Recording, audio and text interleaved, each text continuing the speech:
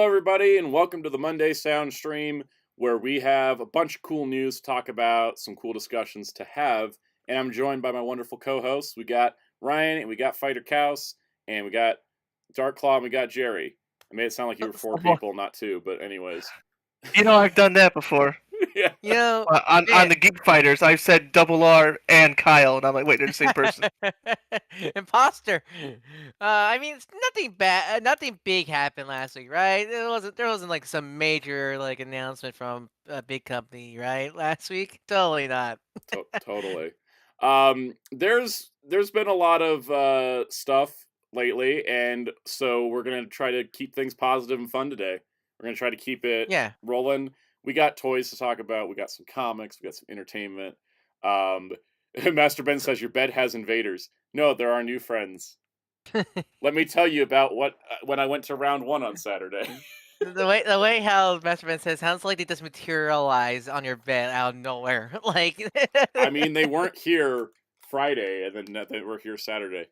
So here we have Chopper, Tony Chopper, from One Chopper the Piece, second. dressed as Trafalgar Law. This guy I got at round one over the weekend because they were having a deal where it's like you could buy a Chopper plush for $30 if you put any amount on a play card, and it was funny because I was like I already had like credit on my card, and I was like, so I need to, how much do I have to spend? And the lady at the counter was like, $6. That counts. It's a purchase on the card, and then you can just buy your Chopper. I was like, oh, thank you. So I didn't spend too much. And so yes, Master Ben, he is doctoring. He's double doctoring because he's not only the best doctor, but he's also the surgeon of death. As Hellfire says, we agreed Chopper killed Law for that fit, right? Yep. Either that or Law was like, I'm gonna go to my slutty clothes now, so you can have these. One or the other. Which is many. Which is many. But anyways, he's also got a little bit of newborn neck syndrome because his head's really heavy. Yeah, you can strangle him. He bounces a little bit, but he's adorable.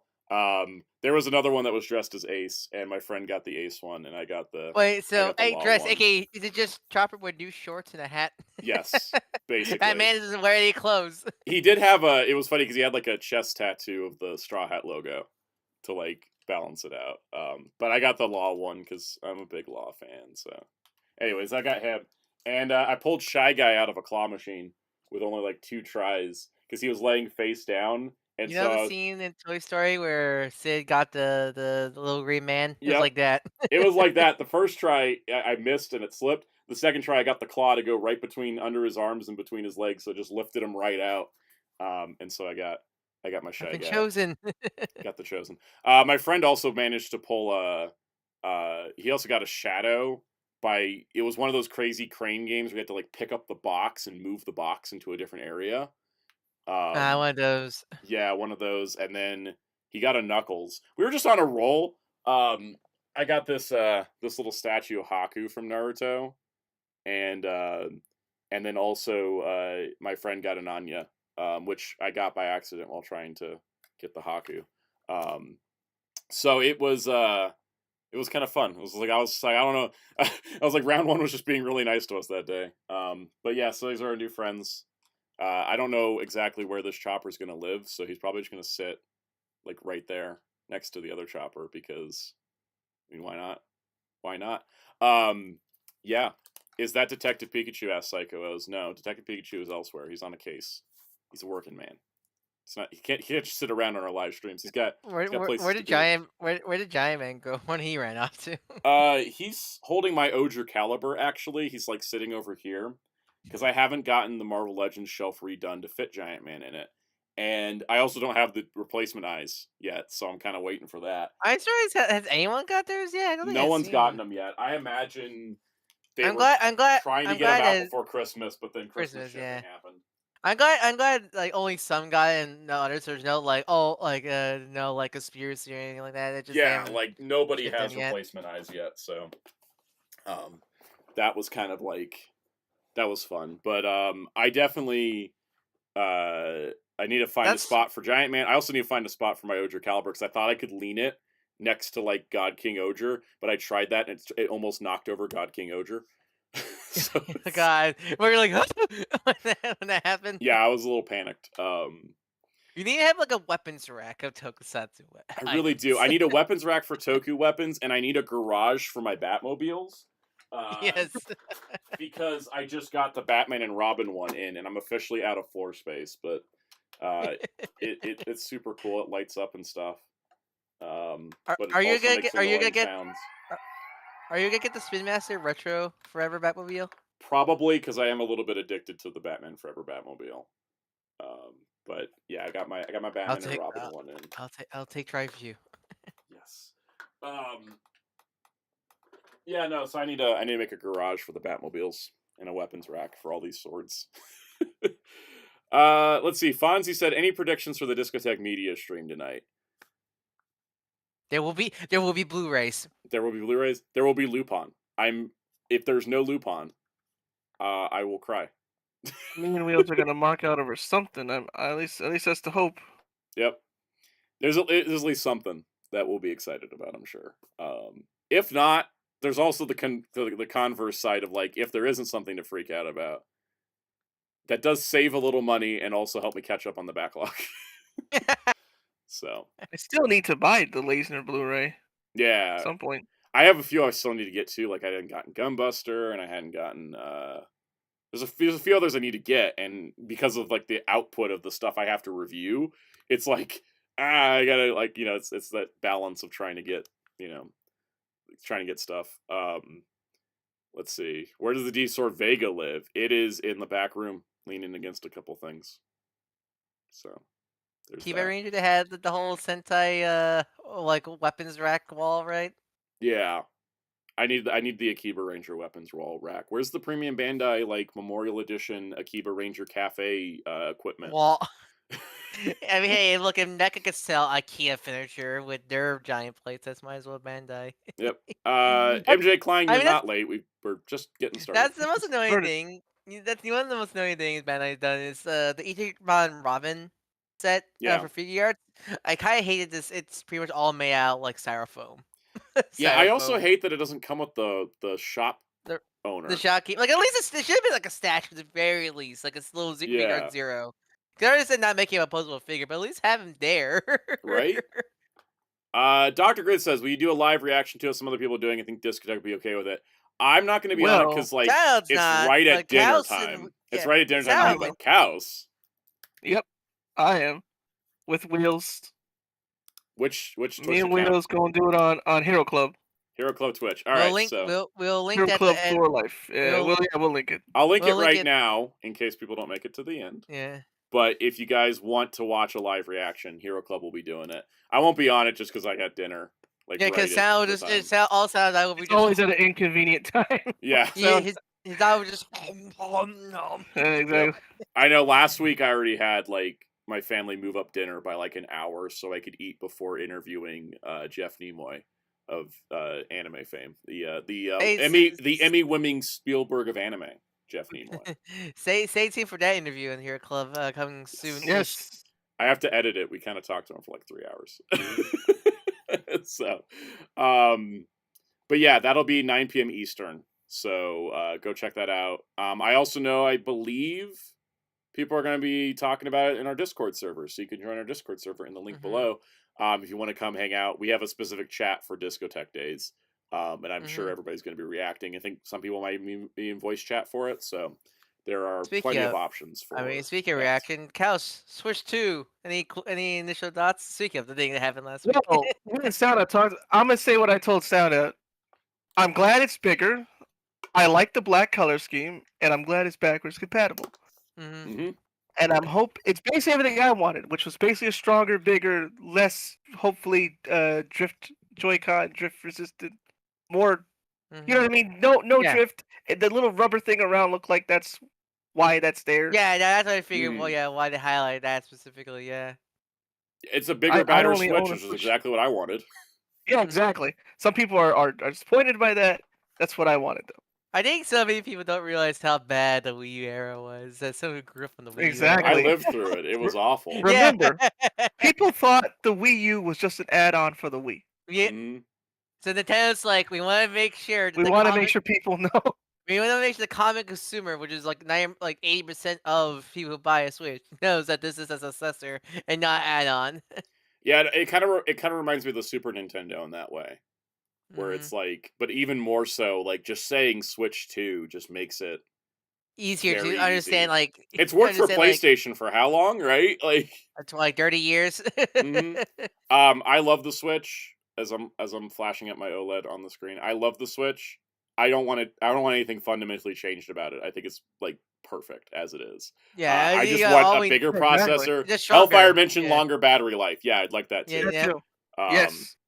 yeah. Blade Raider says I actually just like that the Switch 2 is bigger. My arms already get tired of holding the original. That's fair.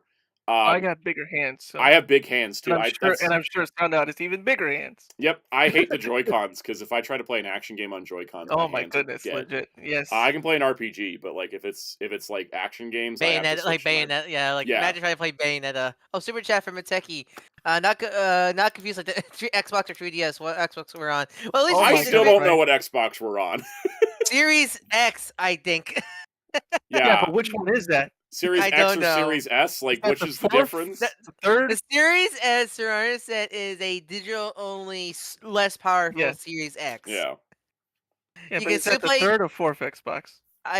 fourth because we're on Xbox One. That is the third the third one. console, and we call the first Xbox original Xbox.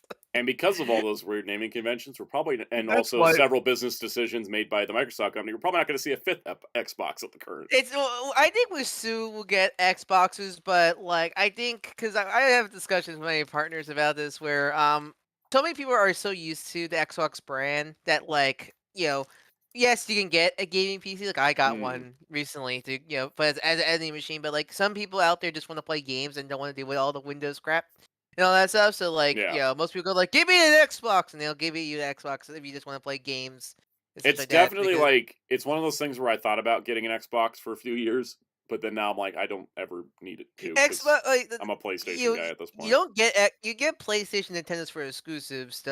You get for most people, but for any general like I just want Mm, to play the Call of Duties or the Maddens, most people get the Xbox because that's hardwired to the pop culture on most is that like oh the gaming system yeah. is an Xbox and such like that. And it's very regional based too at the same time because like there's some countries that America, yeah, yeah Japan. Japan's like what's an Xbox? Why would we have that? Yep. I the thing is the Wii U era. For everyone knowing how bad the Wii U era was, I was a Nintendo only gamer from like the GBA to the Wii U, and the Wii U era was so bad that I became a PlayStation owner during the Wii U era. That's how Yeah. bad the Wii U era was. Is that like me as a dedicated Nintendo fan was like I need a PlayStation, and so I got a PS3 at that Mm. point. Um, but anyways, I love the Switch. My thing is, I think I was telling Jerry this. I said it's not an if I buy a Switch 2, it's a when, and that when is Yeah. when Metroid Prime 4 comes out. I think it's good because we know we had the April Direct for the Switch 2, which I think it's gonna be only Switch 2 because I think there's Mm. rumors because with all the leaks and rumors Also, Amazon was currently. canceling everybody's pre-orders for Prime 4 on Switch. Yeah, I think it's like one of those things where we're gonna get a February Direct, which is specific like the last focus, which Switch Mm. 1 is the rumor right now, which makes Yeah. sense. Then April will come, and that's gonna be the big Switch 2. I imagine that's when we get like a release date because I imagine Metro Prime 4 is gonna be a dual generation game. Yeah. Um, Plus, which yeah. what I'm hoping, well, I think is what I'm hoping is with the Switch 2 is it's gonna be like a PlayStation 5 scenario with PS4 games, Mm-hmm. where if you put because PS4 games will have PS5 upgrades. I'm hoping Yeah. if you have a Switch 2 copy of a game, it'll just instantaneously get a upgraded version, upgrade if you put in the Switch 2 I think that's the scenario like case that. because I believe Mario and Luigi Brothership had like extra Frame rate. stuff, frame rate stuff that like people when they data mined like Brothership, they were like, wait, there's a bunch of specs that the Switch can't access.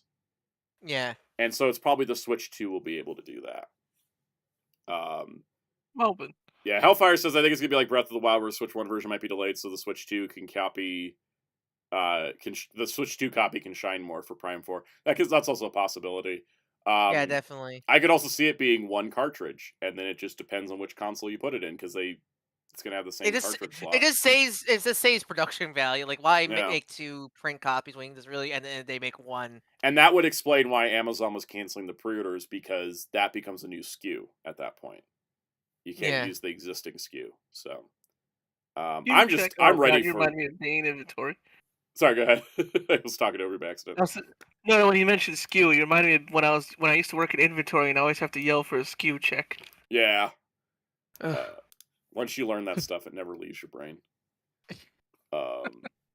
I definitely Prime 4 is my most anticipated Nintendo game, and so I think that's gonna be the launch. That's clearly the launch. Like, things are and just it'll be lining great up. because then Metroid's never been a launch title.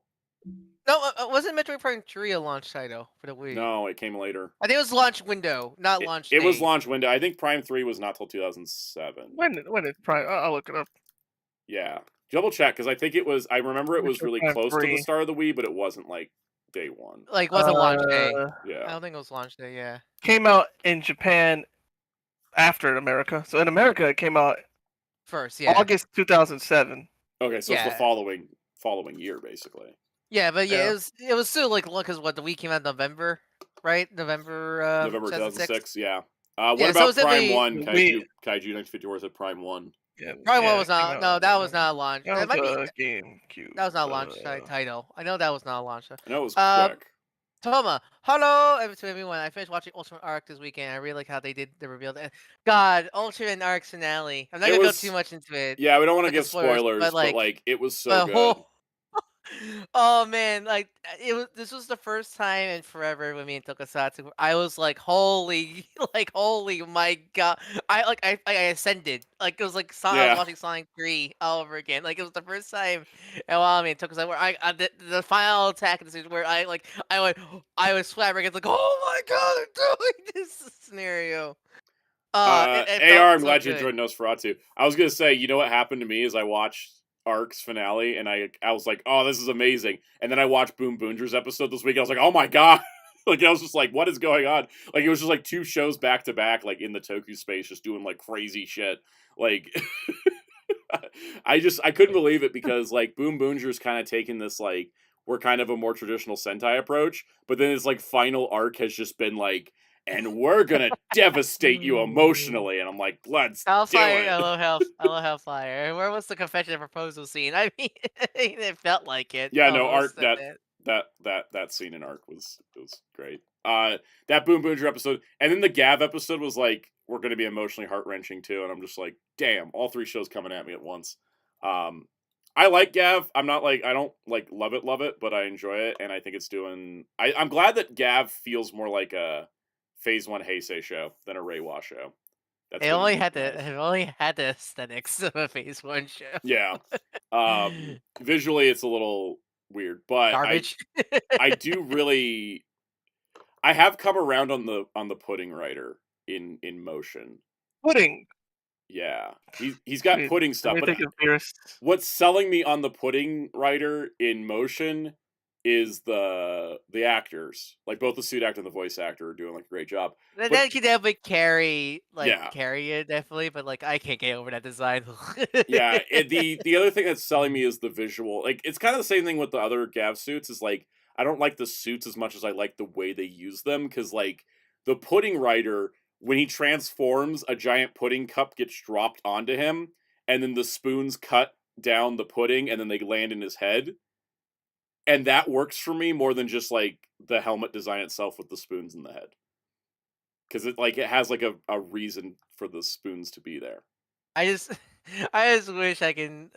For me, it's like it. I do like the transformation is a cool idea, but man, it just takes me out of it seeing that, because he's not even like the evil writer, right, or like the enemy writer. Not as evil as I thought he was gonna be. He's like the antagonist writer, right? Yeah, he's way more interesting than I thought he was going to be, especially in the recent episode. But the thing I really like about him is that we get in writer a lot. We have like a villain who has like a monster form, and then they also get a writer form. But you always see them transform from their human form to the writer form. Yeah. But with him, he'll go from monster form to writer form, which I think is so cool. It reminds me of like Magi Ranger / Mystic Force with Daggerons, like magic. Yeah, it's like form. that. We don't see it very often, but I always thought this mystic form was so cool looking. I wish we saw more of it. yeah, Like, it kind of made me feel like they didn't have the suit, or the suit was fragile. I think it was fragile because they did have Yeah. the suit because we did see Yeah, several yeah, scenes they did with have the suit. suit. Yeah, I think it was fragile. That's why they didn't use it more. Yeah. Anyways, Arrowverse says how many episodes that Gab's gonna have? Probably it's the usual, like 40, 40. 48 to 50, depending. Mhm. Yeah. Yeah, Hellfire says Gab is basically a J-drama, 3 guys trying to take down a Yakuza family. It's true.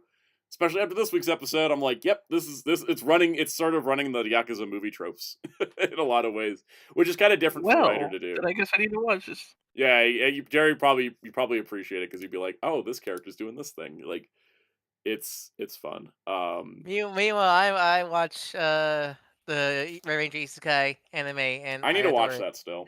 It's a loving tribute so much. I love it. Like there's so many, like the recent episode. The episode 2 just came out, and there was a well, I love it. It's like, because the Red Rangers in the fantasy world, but like when he talks about his previous I can't even say life because it's less isekai and more just got like instead of being reincarnated, he just got teleported to the fantasy world.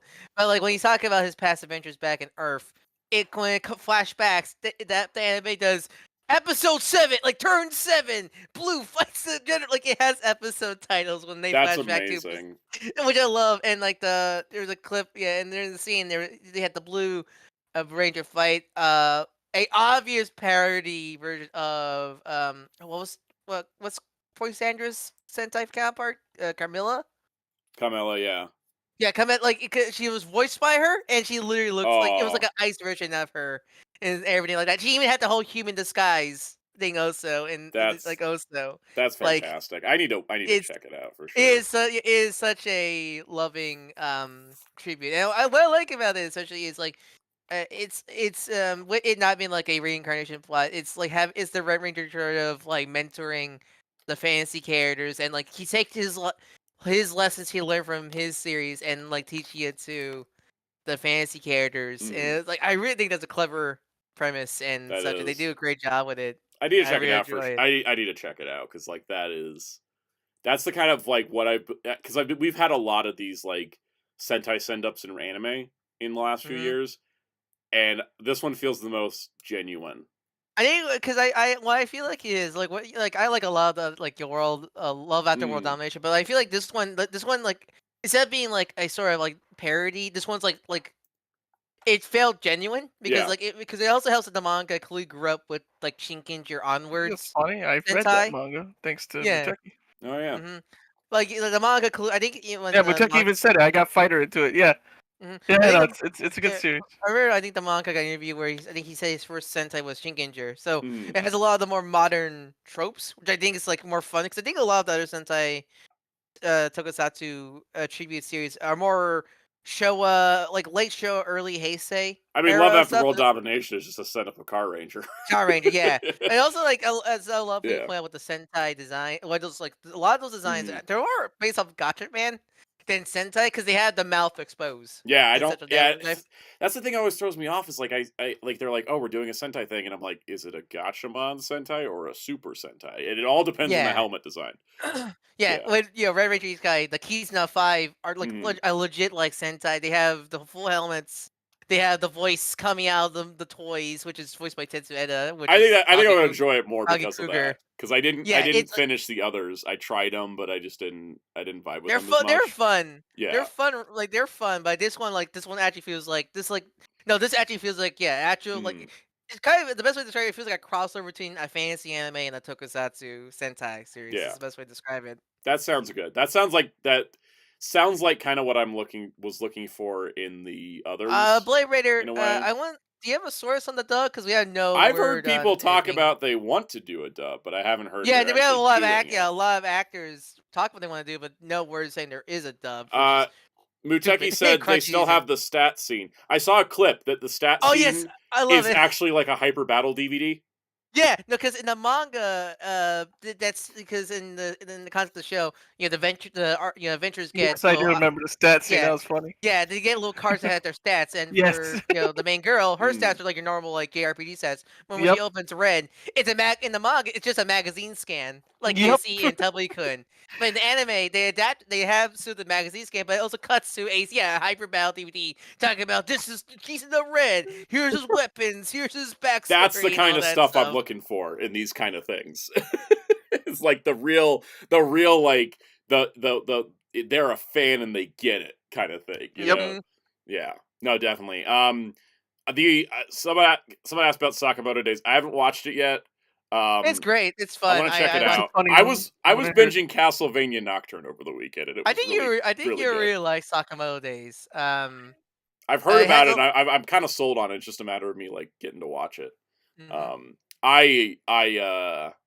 I really love Castlevania Nocturne though. I was like super wrapped up into that this weekend. I haven't seen it yet, but I don't get like I remember when that came out, that got a lot of I don't say hate, but a lot of like disinterest in it. I don't know why. I think it's Uh because and not it's because of the whole there's black people woke bullshit like yeah, from no, like I think the yeah, no, disinterest came from the fact that I think that the original series fell off in season 3. mhm. Um and I think that because the end of the original Castlevania is like set up Trevor and Sifa's child, right? And Mhm. then this show takes place like several generations later. Yeah, So it's like really far removed. yes, It's not like the next yeah, chapter, it's like way down the timeline. like yeah, my Yasu is related because even though like Telly next after Trevor is Simon, but like Yeah. this has the Alucard connection because of Right. Symphony of the Night and stuff like that. So like, and It then has I connections. felt It's just I think that was why it was sort of immediate. Like it wasn't immediately picked up because I think that the casual viewers that didn't know the games were like, "Why are we jumping that far ahead?" And I think that, but I'm hoping that it comes back because like season 2 is freaking the best season of any Castlevania show in my opinion. But I also really like Nocturne more than the original show, and I still like the original show. But I like Nocturne more. But like, I think some of the complaints I've yeah, seen on Knocker are a little ridiculous because they it's are. quite kind of dub.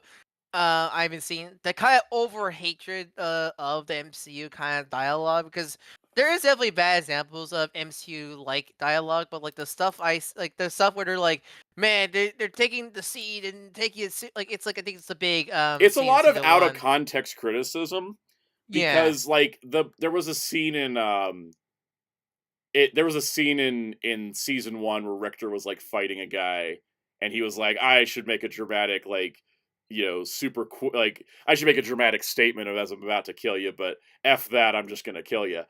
That is in character because Richter as a character is trying to like be this big bravado like hero that throws out dramatic dialogue and stuff, and it gets him in trouble. It's like a character flaw of his in a way, and that's what the Mhm. dialogue is kind of like presenting, is the fact that he's like he feels like every time he fights a villain he wants to like have a dramatic cool speech right before he blows him up. Mhm. um and in season 2 that actually gets the entire group in trouble because he tries to do that a little too much. Yeah, no, definitely. I think it's one of the things where I love, such a Mhm. the Castlevania games. I love the original, Rondo of Blood and Symphony of Night. They're some of my favorite Castlevania games. But like, but this is an adaptation. It's not gonna be the same. And Yeah. like Richter in the original games, he's not a D character. He's pretty much the ultimate '90s anime good boy character of that era. Mhm. So like, like as much as I like that character a lot, like that can't carry a whole serialized series Yeah. and now and such like that. So there's gonna be changes and such like that. I think And that's as the for me, thing I you don't really I don't know the realize. games that well. I just watch the shows and I'm like, these are just great shows. Yeah, and Uh I think that's the problem. yeah. Some of you do put too much like attention. Like this is not like the games and stuff like that with with As a Sonic the fan, I say, suck it up, bitch. yeah, just like or just not even Sonic, just comic book fan. As a comic book fan, I'm like, don't even talk to me. But as a Sonic fan, I'm like, suck it up and enjoy the good material you got. How dare just open up for Yep. more people to see the series and stuff like that. Last thing before we get to the news, because I could sit here and talk about Castlevania all day. Also, the music in Nocturne is just Oh yeah, because I amazing. feel like the weakest part I feel like of the original run of Netflix Castlevania is they didn't really use too much game tracks No, and they such had like that that. one scene where they raid Bloody Dracula's Tear, castle. yeah, with Bloody Tears, Bloody where Tear. And I that was love my favorite scene in the original show. And it's like, I didn't watch season 1 of Castlevania, and then I saw that clip, and I was like, I need to watch this show because that sequence was so good, and I thought that was the best action scene the original show had. And I Nocturne season 2 topped it. Like, yeah, easily. Nocturne uses more Rondo and Symphony Night tracks, which I appreciate more. And there was, what was it? I'd watched it, and I was talking to Dark on, and he hadn't watched the last 2 episodes yet, and I was like, this episode 7 was like, I gotta get out, and he was like, wow, you're enjoying it, you don't even know the games, and then you watched it, and then he was like, oh my god, it has this, and this from the games, and I was like, I didn't even know that, it just looked really cool. So, yeah, highly recommend Castlevania Nocturne. And if you're somebody who doesn't want to watch the original Castlevania because it was mostly written by Warren Ellis, who's a horrible person, and I totally get that, you can just jump into Nocturne. You don't have to watch the original. Oh yeah, I mean that's the whole idea with the different Belmonts is you can watch them anytime you want. And I think also because it's 2 8-episode seasons as opposed to the weird structure that the original show had, where it was 4 episodes. Season 1, well, because season 1 was 4. Yeah, because the weird thing about the season 1 was more of a pilot than a season. Well, because the whole Castlevania Netflix stuff was in development for a while because that was meant to be a movie. Yeah. And then like it's kind of obvious that season 1 and 2 were made together. Together, not really meant to be separated and stuff like that. So that's why season 3 felt so different compared to the first 2 because of that. And personally speaking, I thought season 3 got gross. Just straight up, I did not like a lot of the storylines. Because didn't Warren Ellis left at that point? I think he left for season 4, where it kind of got better. I think season 3 he still worked. I like season 4 a lot. Season 4 I thought was good. Yeah. Especially the Trevor versus Death, like that Trevor versus Death. Final battle stuff. I think season 3 kind of made me go about the show, and then season 4 I think it picked back up. I think the Hector stuff in season 3 was. It was so bad, and then on top of that, it sounded like Hector was being recorded in a leaky bathroom. Yeah, probably was. He probably was because it was during lockdowns. I was like, you guys don't have any good audio engineers to like clean that up. He sounds like he's like talking at a distance in an echo chamber. Which is ironic because if I'm right, isn't Hector's voice actor also Bastion in '97, right? Yeah. So so it definitely. It's not like it was a performance problem, but it was just like. It was definitely equipment. Because the thing is, like, even with equipment, you can still work with it. They just sound like they didn't touch it up. Yeah, you need a really good audio engineer to work with, audio. Because everybody else sounded fine, and then I heard him, and I was just like, what? But no, Nocturne, highly recommended. Last thing, I finished building Super Mini Pla or SMP Dynazenon. We talked a lot about was that last week we talked about SMP for like was that last week? That was last week with Magic King. Yeah. Very frustrating to put together. I'm not going to review him for that reason. I don't want to take this guy apart. He was a headache to put together. His joints are super tight, which is kind of nice, but at the same time, when you're having to like bend his knees to go to Dyna Rex mode, and then Dyna Rex mode looks kind of like crap. It just doesn't feel worth it. Maybe sometimes you don't want to play a game. You could just make memory streams like building streams sometimes. I could. I need to set up. I do have to get. You need to set it up. Yeah, that's the thing. Yeah. It could be an option, but anyways, I finished building him over the weekend while watching Castlevania and also Demon Slayer because I ran out of Castlevania. But where are you in Demon Slayer? I'm 7 episodes in. They just introduced Muzan.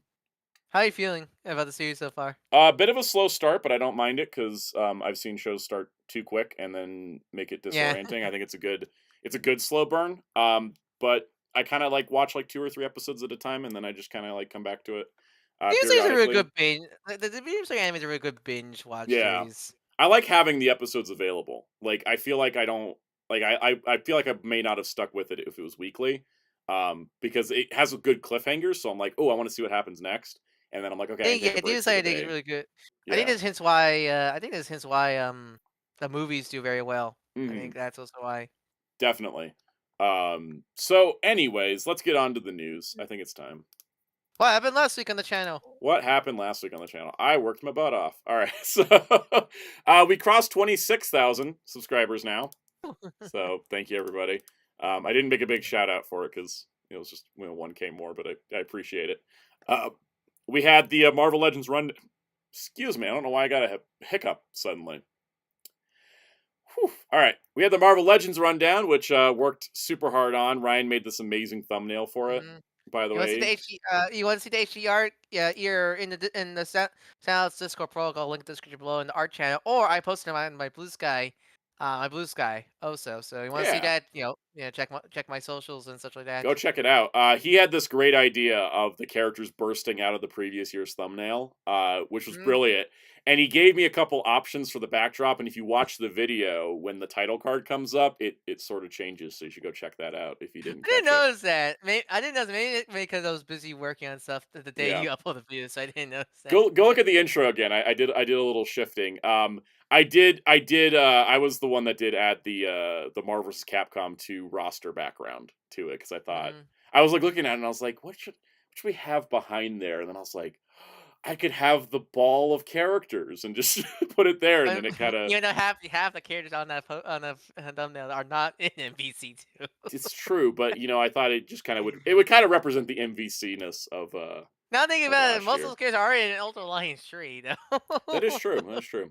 And then we also had this video on the One Piece Collection 9 DVD. I'm surprised how well it did. Like, Yeah, me maybe too. it is such a big what's going on. When here it went out, scenario. it flopped. It was like the number 10 video for like the first like 4 hours, and then it just climbed up, and I was like, oh good, people found it. A lot of comments from people that said that because this copy has incorrect disc where it has the disc plastered on either side of the interior case. There was people that said that their copies with the disc spindles in the middle all had the correct disc. So I think it's a newer print run issue happening with it.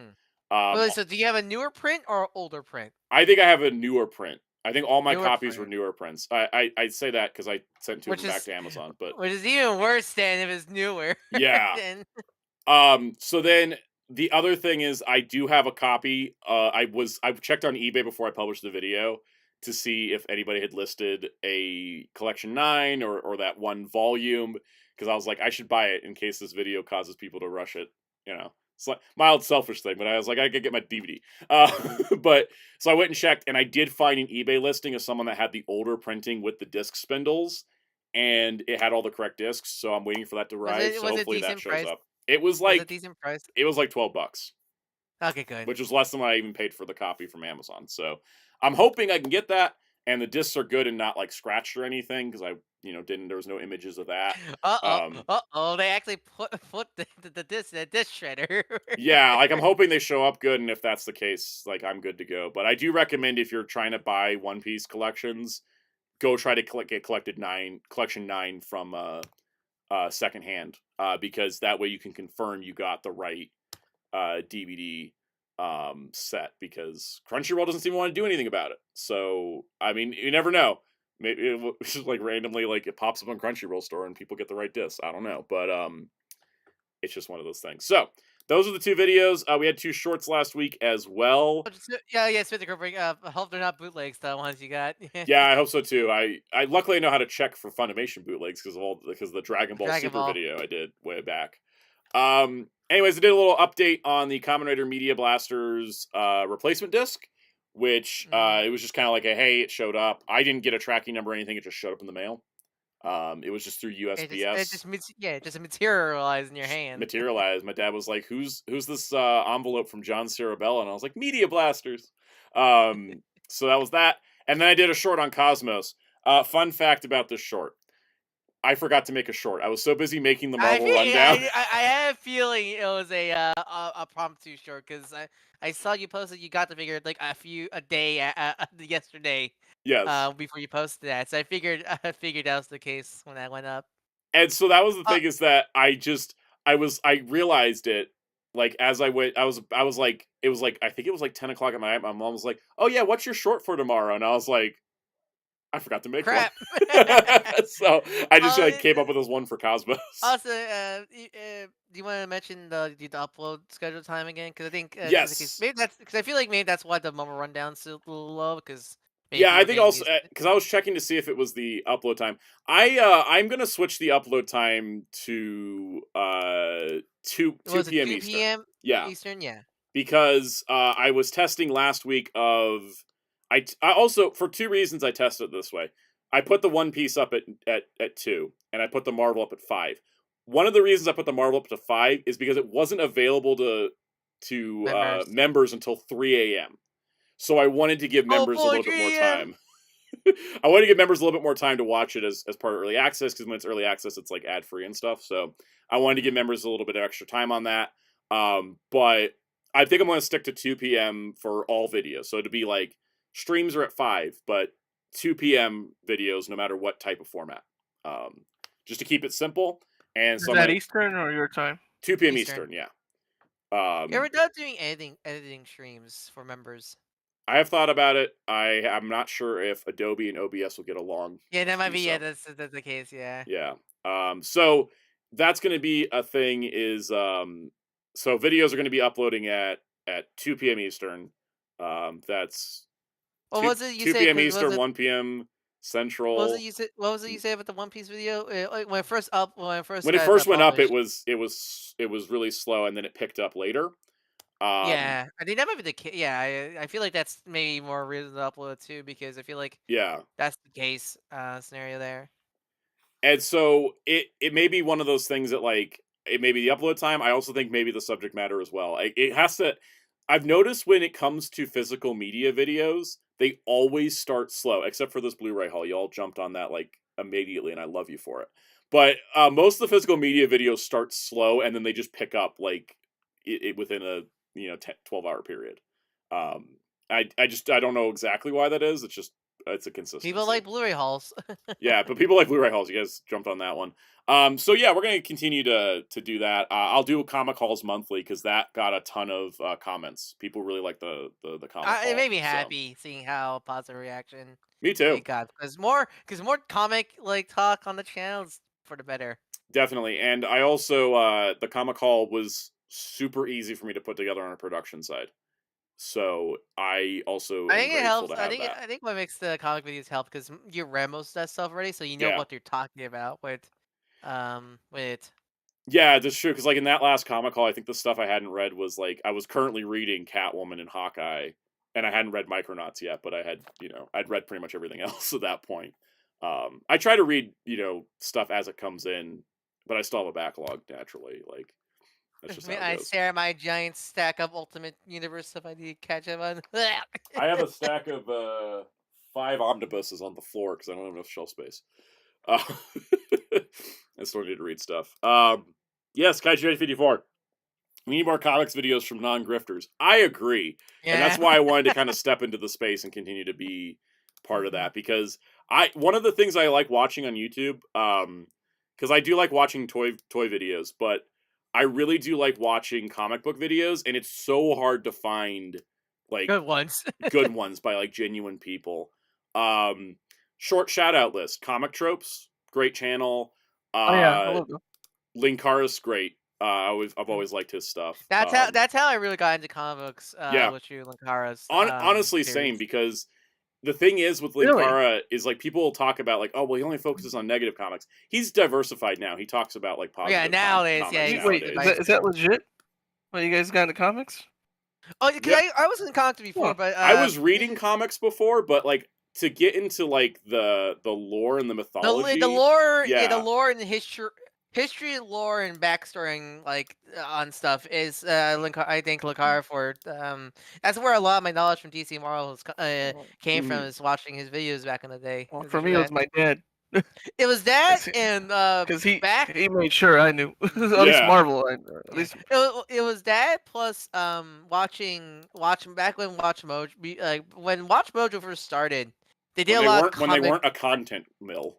Farm, yeah, they did a lot of superhero supervillain origin videos, and that helped a lot also back in the day. Because the thing with Linkara stuff that people kind of like, oh, he only talked about negative stuff, and it's like, no, he would talk about the positive stuff. He'd be like talking about. You'll give a context. He would give context, like he would talk about Countdown to Final Crisis, and then and explain why it was bad, explain why these characters were out of character and stuff, and. So that's why I've always appreciated about his videos is he always would provide context. And so the thing was for me, like I was reading comics, but it kind of also like gave me like this kind of thing where like I would I'd like to watch a video on his like review of Amazon's attacks, for example, and I was like, cool, I don't want to read that. Yeah. You know what I mean? Like it would kind of help guide me towards the better stories because to when I was starting. The big shout out, like I think the big videos I can recommend from the card, the best, some of his best work is such retrospect, is a lot of his retrospect videos. Yeah, like his the Blue Cassandra Beetle. Cain, his Blue Beetle, his ROM. Yeah, His the ROM is ROM, the that reason like I his got into wanting to yeah. read ROM. Yeah. Yeah. The ROM perspective was one of my favorite videos he did because it really introduced me to that character and how interesting the space knights are, and I love that. Okay, adding to, so we had comic tropes is another one I really like. Comic tropes is great. He goes into like the details of like artists a lot, comic tropes good. as opposed to just writers, which I really appreciate. Casually Comics, she's terrific.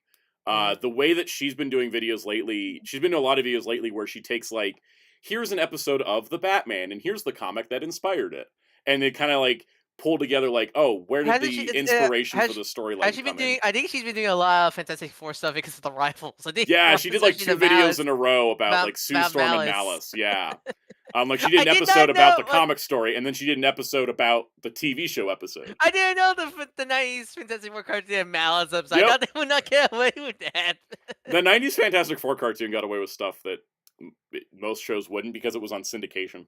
Yeah, that explains it. Yeah. Yeah, that's true. Blade Raider. You did just start. Linkara just started Secret Origins a month again. Those are also fun because it's fun to look back at stuff. And for comic collecting, near mint condition. I mean, he gets like the info from Marvel ahead of time and stuff. But he does great stuff. He pumps out like 2 videos a day. He's a great not a great news source, but like he's like you really, if you're ever like interested in learning more about like collected editions, omnis, and all that stuff, he's a great source of explaining what they are and such like that. I've been learning a lot from watching his videos and his streams as to like how formats work and stuff. And I like his streams too when he'll bring on people. I love his Kelly Thompson interview. His Kelly Thompson interview was great, but he'll bring on people to like, they'll do like, oh, we got to pick the 5 best Marvel events that should always be in print, and then it'll be a great discussion because he'll bring in like a bunch of different voices, different types of people, and then get them to discuss it and talk about it and have like a really cool like discussion where it's like you can tell that everybody still likes each other, but they can kind of get a little heated about like, oh no, this is better than this one, but it's like that fun fandom discussion that it's hard to find online because things get so toxic so quickly. Found out. Do you remember back in the day, way back, 2012 to like 20, I forget when. Do you remember that I was actually a comic journalist? I do remember that. That's how you got your like connections at Valiant and stuff, right? Yeah, and Aspen and all them. Yeah. In the comic space, I definitely think is healing. It's something that like it feels so long ago that I'm like, oh wait, and I'm like, oh right, I used to actually be not just I was knee deep in this. AR says, speaking of recommendations, any good creators for Blu-rays outside of yourself? I honestly don't watch too many anymore, just because I think for one reason it's because I cover it so closely that if I watch Blu-ray videos, it feels like work. It's like one of those things. Like it's like the danger of monetizing your hobbies. I got a package I gotta go get. Okay, yeah. It's the danger of monetizing your hobbies is sometimes watching things related to your hobby. You don't want the opinion of the other influence yours scenario. Yeah, you don't want the opinion of the others to influence yours. And then also you don't want to sometimes like at the end of the day, if I've like been like, for example, I was working on that Marvel Legends review so long that I didn't get up early to watch the Marvel stream live, like the Marvel Legends stream live, because I was like, I kind of don't want to look at Marvel Legends for a few hours. I mean, it was perfect timing. I'll say that. It really was perfect timing. But I was also just like, I didn't watch that thing till like 1 in the afternoon. I hate you, Marvel Legends. I don't want to look at you again. A few hours later, Marvel Legends. Yeah, it basically is. Like I after I was done with Marvel Legends, I went and like I was like playing games or something. I was playing Marvel Rivals actually, and then I was sleeping, and then I got up and I was like, nah, I'm just gonna watch a couple of YouTube videos first, then I'll go watch that stream. But yeah, there's a lot of YouTubers out there for Blu-ray stuff. I just don't watch them as much because I'm mostly looking, to if it's going to be something I review, I don't want to look at somebody else's review. I blank on the I remember some. I remember one of the ones I watched back in the day was he was called Infantil. I'm horrible mispronouncing his name. Like Infantil Chris. I remember watching. Oh, there was this one. I forget his name. He was like a cool old dude that did like the reviews of like all the big complete Shout Factory sets of like G.I. Oh Joe and yeah, Transformers. I forget his name. I forgot forgetting his name, yeah. but I remember that I know channel. who that is. I just can't remember the name either. It's been a while. Mr. Tanuki said, "I like movie collector, old British man who sometimes clears 4K releases to film prints." That's pretty cool. That's actually a really good thing to do because, like, as we know, a lot of 4K has been funky lately. Astronaut said, "A lot of Blu-ray creators focus on horror or film nerd stuff. If that's your thing, there's plenty. Anime and TV show creators, not so much." That's true. That's also why I think There's that's. a recent YouTuber I Mm, YouTube recommend who like covers all the home media releases of like stuff like Simpsons or Family Guy, and it was interesting to see like yeah. all the different like because not just season 1 to 2, it was like all the volume sets because like the Mm, like the season sets are great and all. Well, no, I like I like watching like someone like list out like all the weird ass like volume sets of random episodes and stuff like that. mm. Because Yeah. it's There's. always interesting how they get released and such. Oh, definitely. That's why I like doing the home video histories. You know what I remembered we forgot to do? But Run down who was in the chat. oh, we got so talking about stuff. But let's do that before we get into the news. welcome ARG Astronaut Blagman Raider Jamie's World Jamie Carr Kaiju Master Zavrik Master Ben MG Climate Snooki Sentai 9 Swift the Crow 94 Jason. Welcome everybody. Welcome everybody. If we missed you, just shout it out again. YouTube blame YouTube. Hey Toma. Blame Hi them, LPH. Kara 64 will we get a DC Rivals? Nope. Warner Brothers doesn't want to spend money. that's multiverses, and That's that's doing multiverses. great. Have you seen the Suicide Squad update and how baffling it is? It is. Hey Rivers. Um, definitely. Oh yeah, as Jeremy Carr said, please sure to hit the like button because that really helps. Yeah, the Suicide Squad stuff is it's a patch on a already broken thing. Welcome Spiderus Prime. Let's see. All right, let's get to the news. So we can get to it. First things first, if you are a fan of physical media, as we were just talking about, love anime and token stuff, Discotek Media is doing their big announcement stream tonight at 9 p.m. Eastern. It's on their YouTube channel. And again, Cows Yes. and Wheels are streaming their reaction to it on Hero Dash Club Twitch page. Yes, which is twitch.tv/Hero Club for Life. I just dropped the link there. So go check that out at 9 p.m. Eastern. And if you're in our Discord server, everybody's going to be hanging out talking about it as well. I'll probably be in the Discord server chat just because I can be on that while I'm eating dinner. Or just in text. Like, I'm just not going to be on voice because it's dinner time. It's just a cardboard cutout sound out. Yes. It'll just be me, like, sending the sub count is real emoji every single time, like, something cool happens. Yeah. All right, let's get to entertainment news. First things first, we have new One Piece live action casting. I thought they stopped, but I guess there's more. Yeah, it kind of makes sense because I was wondering where Miss Golden Week was. And so Sophia and Caruso is going to be playing Miss Golden Week. I know people know her from stuff, so that's exciting because that means like that people know her from stuff. So I don't know where I was going with that. But that's pretty cool. We have, let's see, we've got Anton David Jefta as KM. That's one of Wapple's weird dudes. This is one of the things I really appreciate about the live action One Piece is that they have been casting people of color in roles that were coded to people of color in the manga. So like, for example, KM, like, clearly has distinguishing features, should be a black man, and they cast black men. So I appreciate that. It's the same way like everybody from Alabasta we've seen so far is Middle Eastern, which I think is really cool. Love that. All right, and then we have Mark Pinwheel as Chess, the other weird dude that hung out with Wapple. So I think it's a good casting. It's gonna be fun seeing him in costume because it's so funny because like it's like you look at him like this and you're like, oh, okay, that person's playing that person. That makes sense. But then you like remember the cat pirates from season 1. If you ever see pictures of their actors versus how they looked in the show, are completely different because the costume. I want to see how these costumes look in live action. They are kind of go 1-to-1 or not. Yeah, it's gonna be really interesting. And then the other batch of casting, we got Rigo Sanchez as Dragon, a mysterious character in a hood that has no meaningful impact on the series. I was winking a lot. Wasn't twitching. Is weird. that that's not law, right? No. Like I'm very zero Dragon knowledge. is very important, but I like know, yeah, I know the main. 500 chapters after he shows up the first time important. Yeah, because I know of the character Dragon, but I don't know. Yeah, because I didn't really get into I more don't of want One to Piece. say it because it's a massive spoiler, I'm a but spoiler. Yeah. this casting is phenomenal. Okay? Like, I'm just going to say, from a I casting remember, perspective, I remember phenomenal. when this came out, a lot of people were like, "Wow, they're doing Dragon this soon" or something Yeah. like that. And I think I saw people. He's one of those characters Uh, that pops up early, but then he pops up early, but he's more important later, kind of thing. So I they're kind of am. like prepping the Will you? casting. Do you think? Because I think we all know that live action of One Piece can't go on forever. Yeah. But like, do you think they're They gonna moved rework this? Garp up by 600 chapters, basically. Yeah. So yeah, I imagine. Do you think they're gonna do something different for him? I think they're Because gonna move Dragon up what arc? Wait, what earlier. arc does he? What arc is he more relevant in?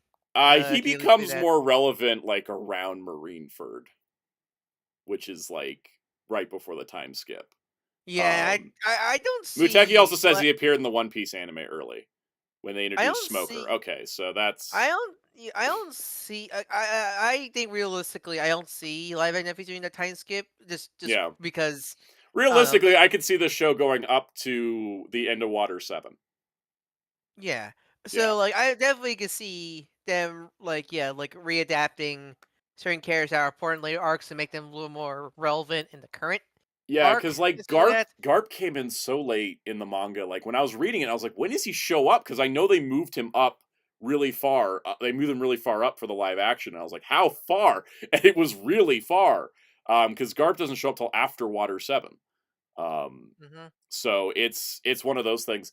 I definitely think, because they've already cast Crocodile and Robin. I think they're going to be in season 2 more than they were in that part of the story before. No, definitely. They Um, want to may have. They want because yeah, the big members showing up for this seasons is Chopper and and Robin, Robin. and I think Yeah. they're gonna have Robin more featured because people know Robin. Hmm. Because we know, like, even if Chopper is gonna be animatronic, that is still gonna be expensive and Yep. hard to showcase all the time. So they need to have a real actor, Straw Hat member, even if she's not part of Straw Hat yet, to be on screen for Hmm. people to get excited and such like that. Plus, I will say that the format of season 1, where the A plot was the Straw Hat Pot and the B plot was Garp, I want that to be Helmeppo, and Smoker and Kobe. Takashi so bad. I think I it's want them going to to. be because they were on set all the way till the end of filming.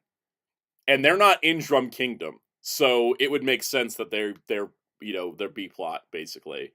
And then yeah, it's true. Rat Garp did show up early, but the stuff they did with Garp wasn't till much later. Because in the cover stories, Garp was there pretty early on too. I will also say that I do think you're going to have a B plot that'll kind of pick up characters because we also in season 1 got way more Buggy than before, Which and good. Such I as think we're actor. going to get Buggy in season 2 more as well. Yeah, Because good. I'm yeah, glad. Because also I because am Buggy Jeff like Ward is so good as Buggy. yeah, that is not because Buggy is a big player in One Piece, Yeah, but just Jeff Ward's Buggy is so good. he's so good. Um, yeah, let's see. AR says, especially with how modern television shows work, it's like a broadcast show. There's always a new season each year. I could see them doing more, but every few years, so you got to do more with what you have. Exactly, yeah, because we're 2 years between seasons at this point.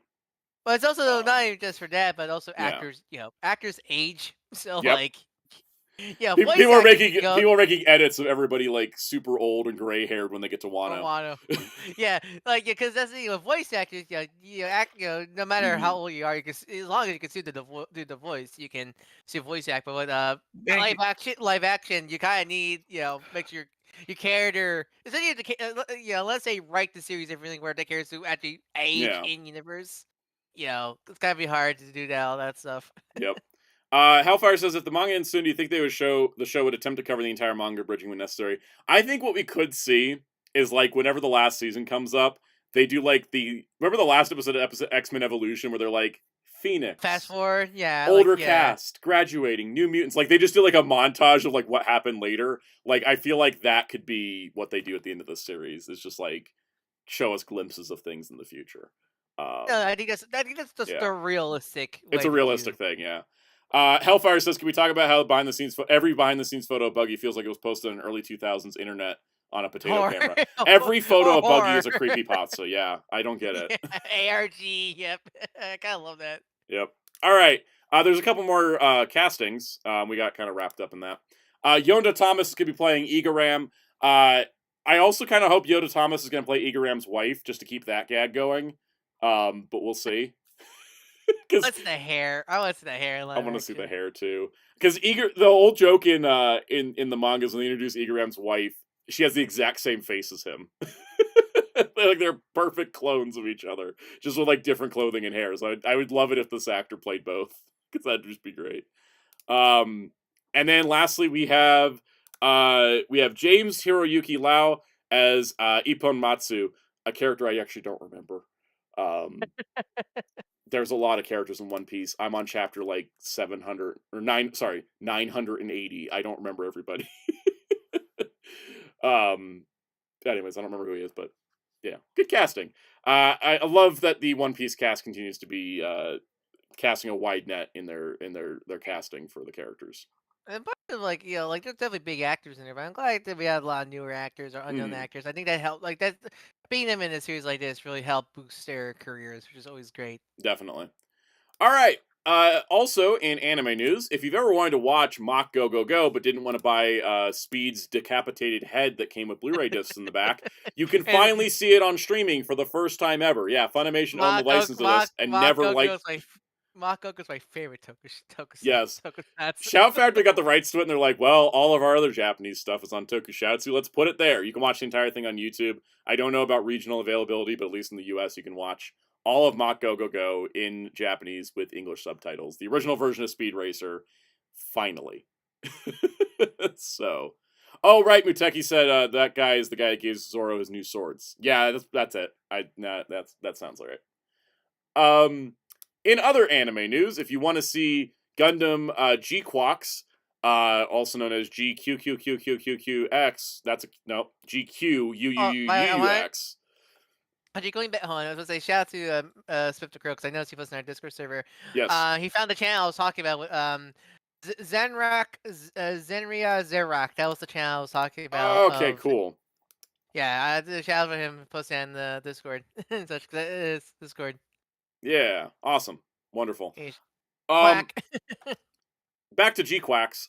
G-Quax, whatever it is.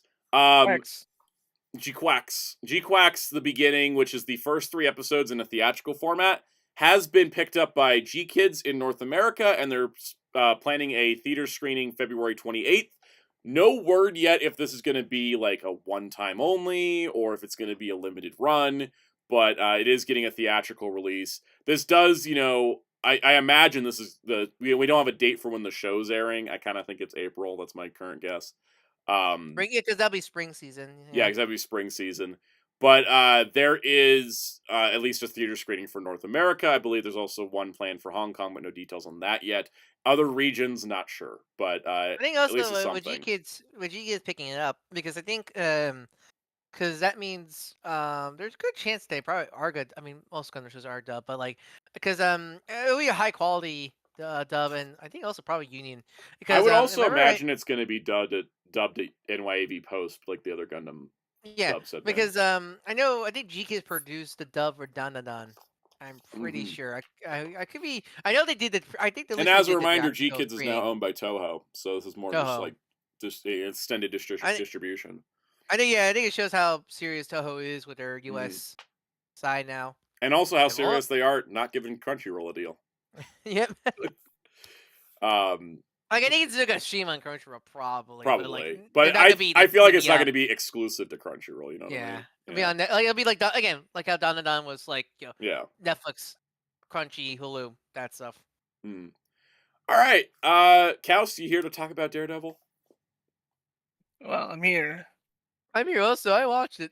I know. I just was making sure he was here as well because I know he was getting his package and came back. Nope, it's not there.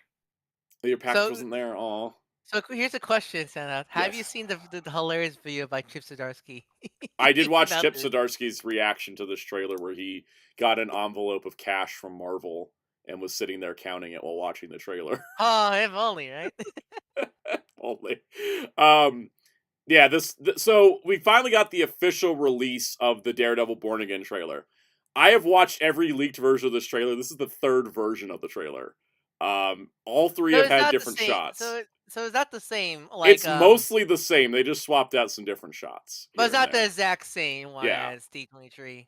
But it is the same basic material. It's still got, hey look, it's Bullseye. Hey look, it's Punisher. Hey look, it's Karen and It's Foggy. White Tiger. Hey It's look, White it's Tiger. Daredevil and Matt. Here's White Tiger, right? Like, also R.I.P. the actor playing White Tiger. He passed away like shortly after filming. Golly. Weird that that's happened like 4 times at Disney Plus. But I'm not saying there's any conspiracy, it's just health things. Anyways, so Daredevil Born Again, it does seem like it's gonna try to do an X-Men 97, right? Where it's if you watched the previous show, you got a lot to chew on, and if you didn't watch the previous show, welcome to the party. Because pretty much, it's got that vibe. I mean, to it. It's been long enough where there probably are people who've never seen it at this point. Because I need to fully watch the Marvel Netflix, because I watched Daredevil season 1, a couple episodes, and I really enjoyed it. Just never got the chance to finish the rest of that, and plus all the rest of the Defender. I still need to see Daredevil season 3 because I finally finished Luke Cage and Iron Fist. Like, I'm watching them in order of release, and I need to watch season 3, which I have time before this comes out. But I gotta say that this does feel like it's in line with those shows. I love, the tone. I think it's great. Yeah. I'm glad that they kept that kind of grit tone to Definitely Daredevil, especially. I do hope they do what they did with X-Men 97 and put out a recap video. Last time on Daredevil. Yeah, they did that with X-Men. They're like, here's what happened in the original show, and it was really handy. Because my parents haven't watched the original show. Only I've watched it, but we're planning to watch this together because it looks so good. And it's like, current MCU stuff and not like traveling back in time. So I'm kind of hoping they'll just be like, and here's your 6-minute recap of everything that happened before. You think they're gonna mention his appearances in No Way Home and She-Hulk? I mean, they might as well. They can just like throw in his little cameos. Matt did this also on the side. Matt also did this. And also, we should throw in clips of Kingpin and Hawkeye and Echo as well. Yeah. It's kind of interesting. They both appeared in 2 other projects before this, right? Like, since the rights came back to Marvel, they each showed up in 2 things, and now they're coming together in this. I think it looks really good. I think Muse is a very good villain to have for this kind of show, especially as a season 1 villain, because Muse in the comics is someone that brought Kingpin and Daredevil together to work together to take down a villain. From my understanding, this is still based on a lot of Frank Miller era stuff, right? The title is Frank Miller stuff, but a lot of it seems to be Charles Soule and Chip Zdarsky. Because they're doing the, Wilson Fisk is the mayor of New York. Yeah. Muse is there. He's a Charles Soule character. I'm trying to figure out why the title is Born Again besides just fun pun for revival. I do want to. I think because I really want to delve into Daredevil stuff, and I'm thinking I might pick up the Zdarsky Omni because it looks so good. I do. Good luck with the second Omni. There was a whole issue with distribution on that for some reason. I do love. There's one of my favorite gags because I think sorry, the fantastic right, but I think one of the things I think wish more people bring up is how funny you can be. Because I love it was like a sketch like how to draw Daredevil by Chip Zdarsky. Yeah. Where it's like you start this guy. We'll take an example of a man face like this guy Matt Murdock who's totally not Daredevil. And I love the end after he just drew Daredevil. He's like, oh god. Yeah. Oh yeah, Mr. Stuckey. The recap would probably need to cover Punisher show. You know what they could do? I just remembered this. They used to have this little series of recaps for MCU projects. They stopped doing them, and I don't know why they did. Really? You think they should have brought those back? Because the whole like Disney Plus stuff. Well, no, they started it with Disney Plus, and then they stopped doing it. They like the last couple projects haven't done it. But what they would do for the Marvels? Did they do that for the Marvels? Or they did do it for the Marvels. I think it was the last time they did it. But basically, what they would do is they would be like, Marvel's Studios Legends, Miss Marvel, and it was just a bunch of clips from the Miss Marvel show. But then they do other ones like Marvel Studios Legends Nick Fury, and it would show like clips from every single Nick Fury appearance, like recapping his story, and then it's like to be continued in Secret Invasion, and then everybody was disappointed. But they could do that here, and they could do Daredevil, Punisher, and Kingpin like recaps, like individual recaps of like. They better do that for Cap when they should. Comes out. They really should, like, do like a Sam Wilson recap, do a President Ross recap where he suddenly morphs into Harrison Ford at the end. That'd be fun. He just like regenerates like the Doctor. No, I was thinking more like an Animorph, Animorph. Yeah, they probably only can afford an Animorph at this point. But yeah, no, I definitely think they'll probably do like a recap thing to get people excited, like closer to it, because they did that for X-Men. And Brad Winderbaum, who's like the head of the Marvel television department, has said they reworked the show because they saw how X-Men did it and thought we could do that with Daredevil. So I think they're gonna follow that same like path.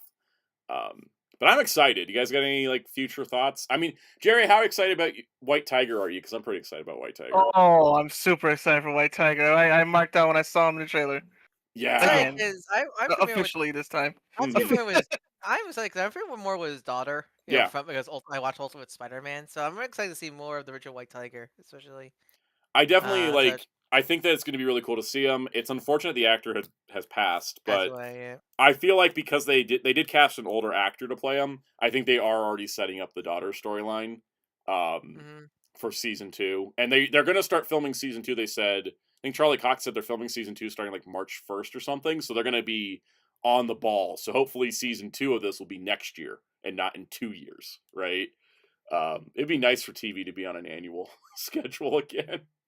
Because I think that's the problem with shorter seasons nowadays. Is I think it wouldn't feel as bad if it wasn't for how long it takes to get a new season. Like we had 6 episodes of Loki, then we had to wait 2 years for 6 episodes of Loki. Or I mean, like, how long are we gonna get? When are we gonna get like what Batman Cake Crusade season 2? How long is that gonna take? Yeah, seriously. And I know X-Men 97 season 2 would have been done this year, or probably will be done this year, but they can't air it this year because the schedule's packed. Yeah. So it's exciting. I'm excited for this show because I think it looks good, and I think that it'll be good. And it's supposed. I believe it's 9 episodes, and then that because they've been trying to shift. I think because Agatha was 9 episodes. I think they're trying to shift the Marvel shows into 9 episode formats. Yeah, I think that's good because I think a lot as we talk about what's the previous shows, I feel like they need at least one more episode. Yeah, a lot of times. And I think that like 9 episodes. I think Wonder Man's 9 episodes. I think it's going to be 9 as the standard, and I think that's good. 9 to 10 or 8 to 10 in that range is a good range. I think if you go to 6, it's like just make a movie. All right. That's it for the entertainment news, but let's get some other news up here. We have a couple little quick headlines. I do want to get rolling because I looked at the time and I was like, oh, we talked about TV and it was fun. We talked about comic, TV, and comics so much. And mini plot. And I have to mark out over this one news topic. We'll get there. So yeah, let me get these pulled up. Sorry, I was just checking my notes. It's like, what am I going to pull up? Because I wish I could just open all the tabs I need in one go, but that'll cause my computer to crash, and we don't want that. It'd be sad. Wouldn't it be sad if we just crashed because I opened all my tabs at once? Hilariously sad. It would be hilariously sad. All right, comic book news. Just one topic. There's some other comics have been announced. We've done like full recaps of like everything that got solicited in the past, and it takes a lot of time. I just kind of started to streamline it. Rivers, we talked about the Switch 2 announcement at the beginning of the stream, so when the stream's over, you could go back and check our thoughts on that. All right, so we're getting a new G.I. Joe series of one-shots for a real American hero. This is the universe that Larry Hama is writing in. It's not the Energon universe. So this is going to be... That's Joshua Williams. Right, Joshua Williams is Energon universe, G.I. Joe. So it's going to be G.I. Joe Real American Heroes Silent Missions one-shots. These are going to be done in the style of... G.I. Joe Real American Hero 21, which was a silent issue. There was no dialogue. And that happened only because of a production thing. They didn't have time. They had to get an issue out.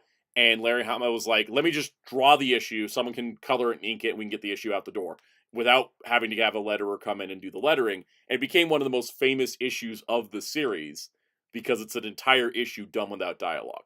And it's incredible. So the way this is going to work is that they're going to start on April 2nd with a reprint of issue 21 with different variant covers, of course. And that'll kick it off. And then each week is going to have another one. So on April 2nd, we're going to get Beachhead as it's each going to be on a character. So it's going to be Beachhead. This is going to be by Phil Hester as the writer/artist because of course it's an artist doing, the art. There's not really as much of a writer involved. So we got Beachhead there, and then there is a writer, but like it's less like writing well, like dialogue when we're writing the scenes. yeah, and It's they're pretty much- crediting Phil Hester as the writer because he's Mhm. drawing the scenes, so therefore he's writing the sequences. If that Like, makes pretty sense. much like when it comes to stuff like this, where you write a script of what happens, Yeah, it's gonna happen in the story, then you draw the equivalent storyboards, then you draw the final, pretty much. pretty much, yeah.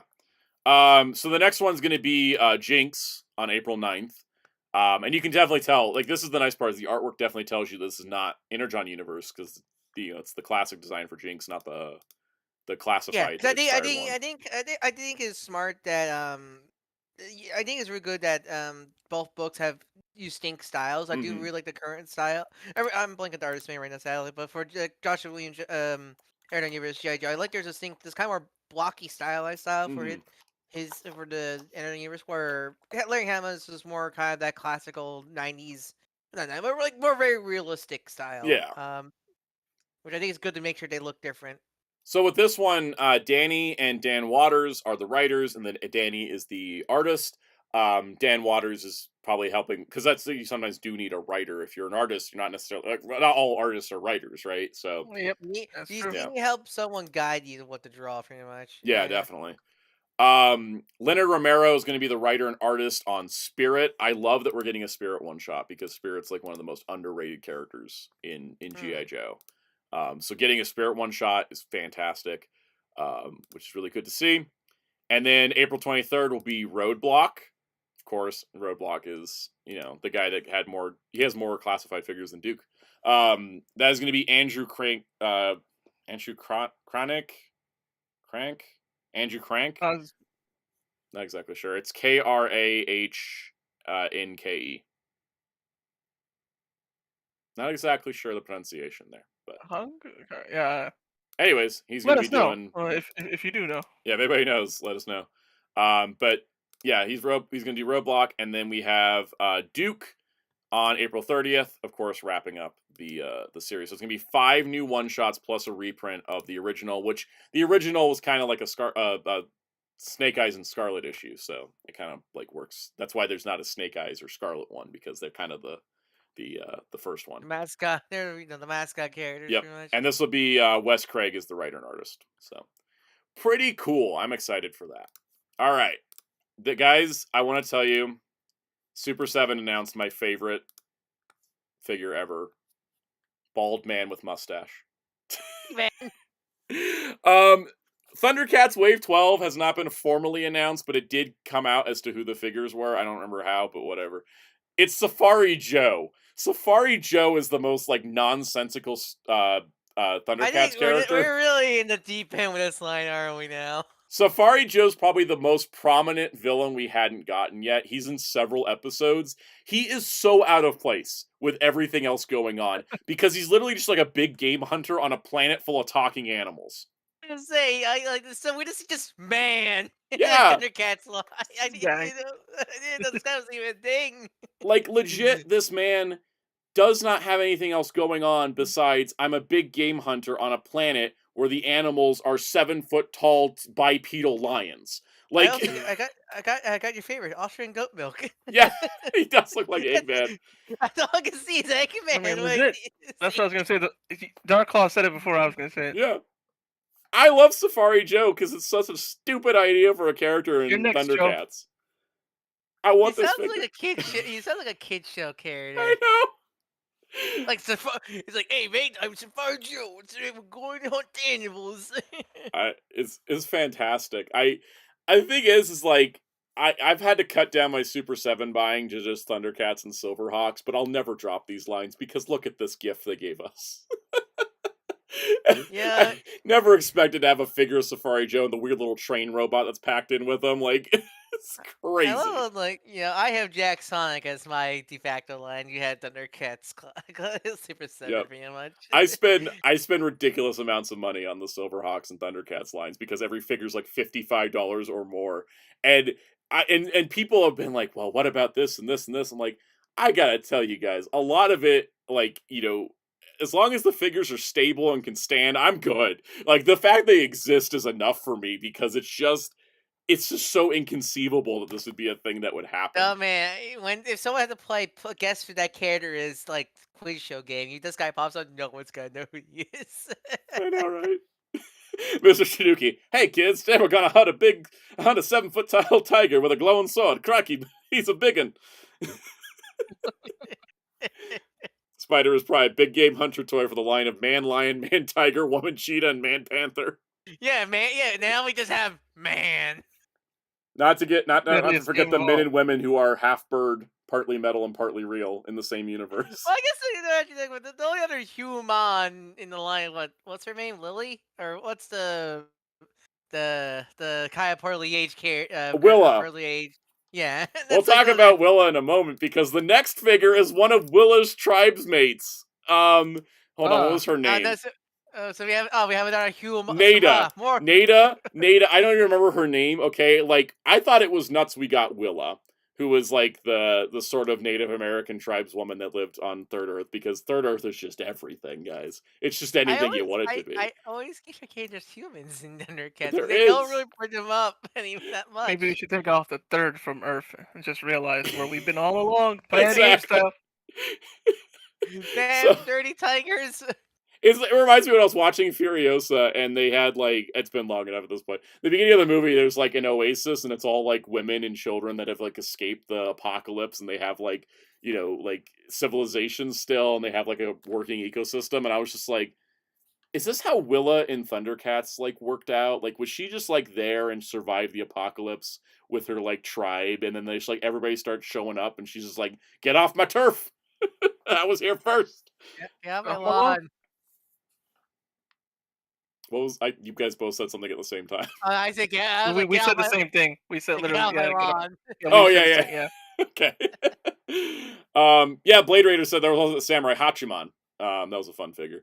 Psycho said, have you had any breakage or QCH with Thundercats minus Tigra? My deluxe Lion-O, the single carded one, they can get at Target.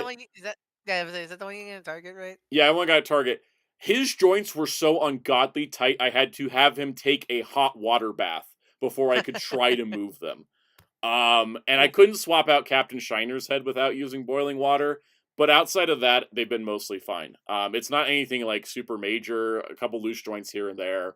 It definitely helps not reviewing them because I feel like I'm putting less strain on the figures than I was before. Because like my Quicksilver from Silverhawks can't stand anymore because I had to pose him so much for the video that his joints just wore out because the paint rub and all that. That's it. That tells me something about the quality of Super 7 figures. They're not. The thing is, as much as they like look like toys, they're not really toys. They're more Art Deco figures. That's why I'm waiting to see reviews on the O3 Turtle figures before I get them, because I'm hoping they're more playable, but like their joints look more like figure art joints. Yeah, I'm hoping they're a lot more sturdier, because I would love to have just a nice posable 2003 Turtles to have my Destin pose, than like just have them on the shelf permanently. I pose my Super 7 figures like I do my NECA figures, very carefully with a hairdryer nearby and hot water on standby if available, and then once I get them in a pose, that's pretty much how they stay. Like they're not the figures I pick up and play with. They're very much just they're display pieces at the end of the day, ultimately. Which is why I'd also welcome a Thundercats line that was playable, where I could just like pick up and play like it was a Marvel Legend or something, like an anime hero. But anyways, and then lastly, to round the wave out, we got Berserker, another Berserker. What's this guy's name? Cruncher. We got Cruncher. We had gotten Hammerhand before. If you just show this way to like a random toy collector and tell, hey, guess the series these toys are from. They'll have no idea this is Thundercats, because they have Human, and Human. I know. It's the least like animal based wave. I'm surprised there's not a fourth that is like an animal character. I'm surprised we haven't gotten another Lunatak, but I love this line just because like I'm such a Thundercats nerd that I look at this and I'm like, I recognize this.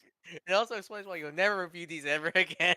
Yeah, no, they're kind of a pain to review. The market is so niche that there's not really a space for me to review them. And when someone see the thumbnail, go, who's that?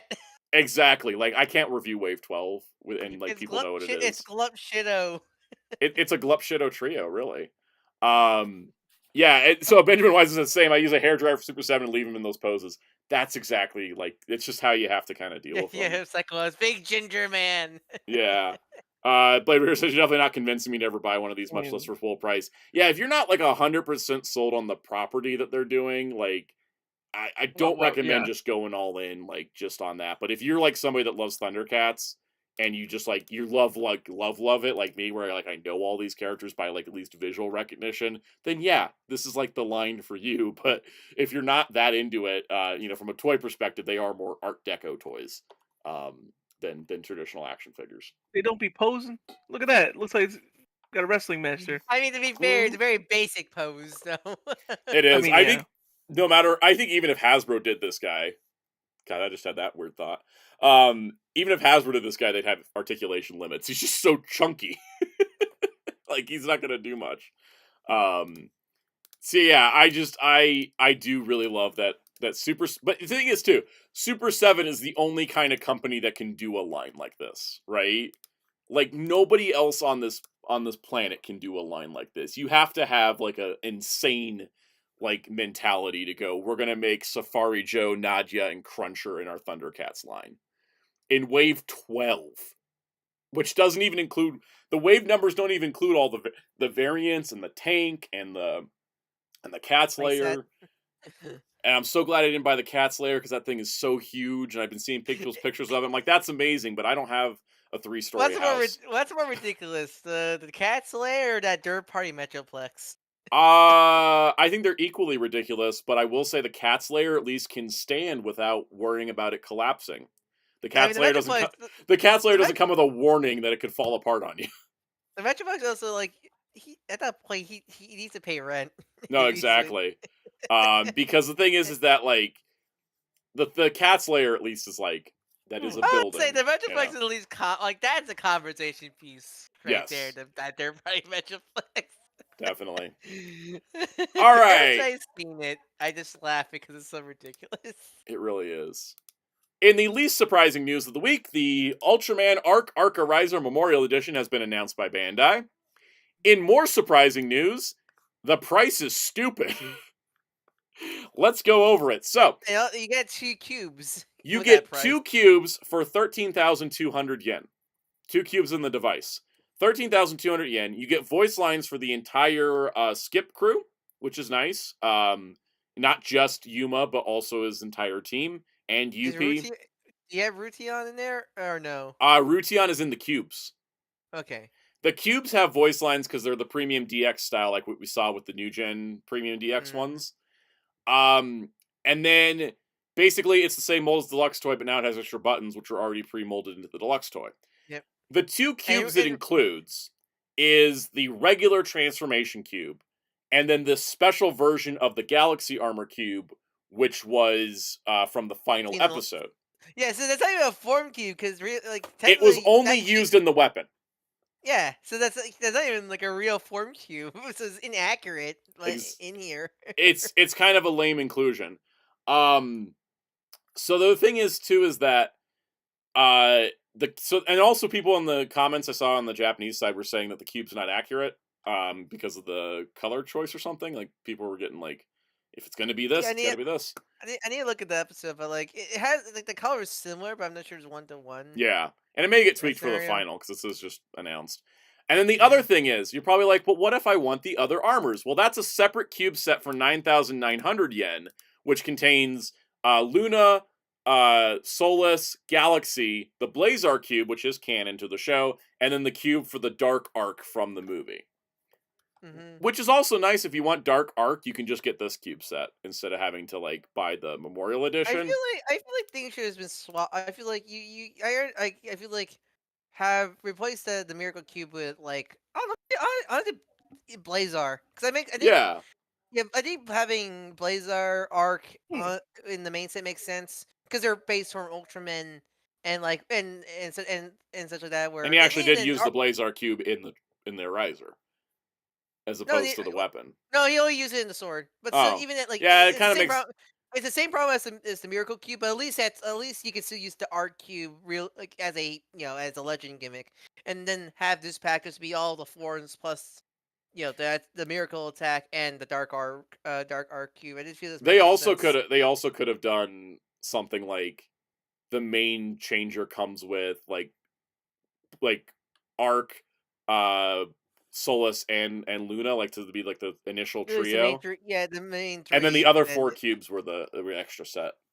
yeah. But yeah, it's a lot of money if you want the memorial stuff. All the cubes have voice lines in them and attack sounds and stuff, so there is that. But yeah, we expected it, so it's here. All right, and the other Since day one, since the DX mold had just 2 Yep, mysterious humps that looks like buttons molded into it. exactly.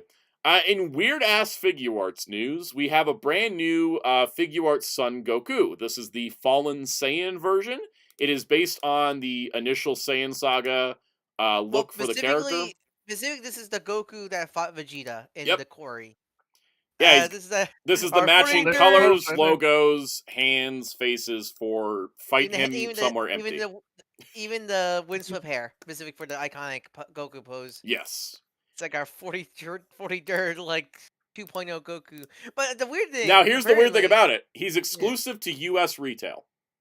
yeah, because technically, this is technically I call a DLC figure for the SSC, San Diego Comic Con Chala Hedgehog Goku, the one with the King with the Nimbus and King Yeah. Gohan, because it's the same era and the same, I think even the same colors and such, and like because the faces match that art style because it's early Z, so this is sort of like a DLC for that figure, or we have Goku Saiyan Saga Goku at home.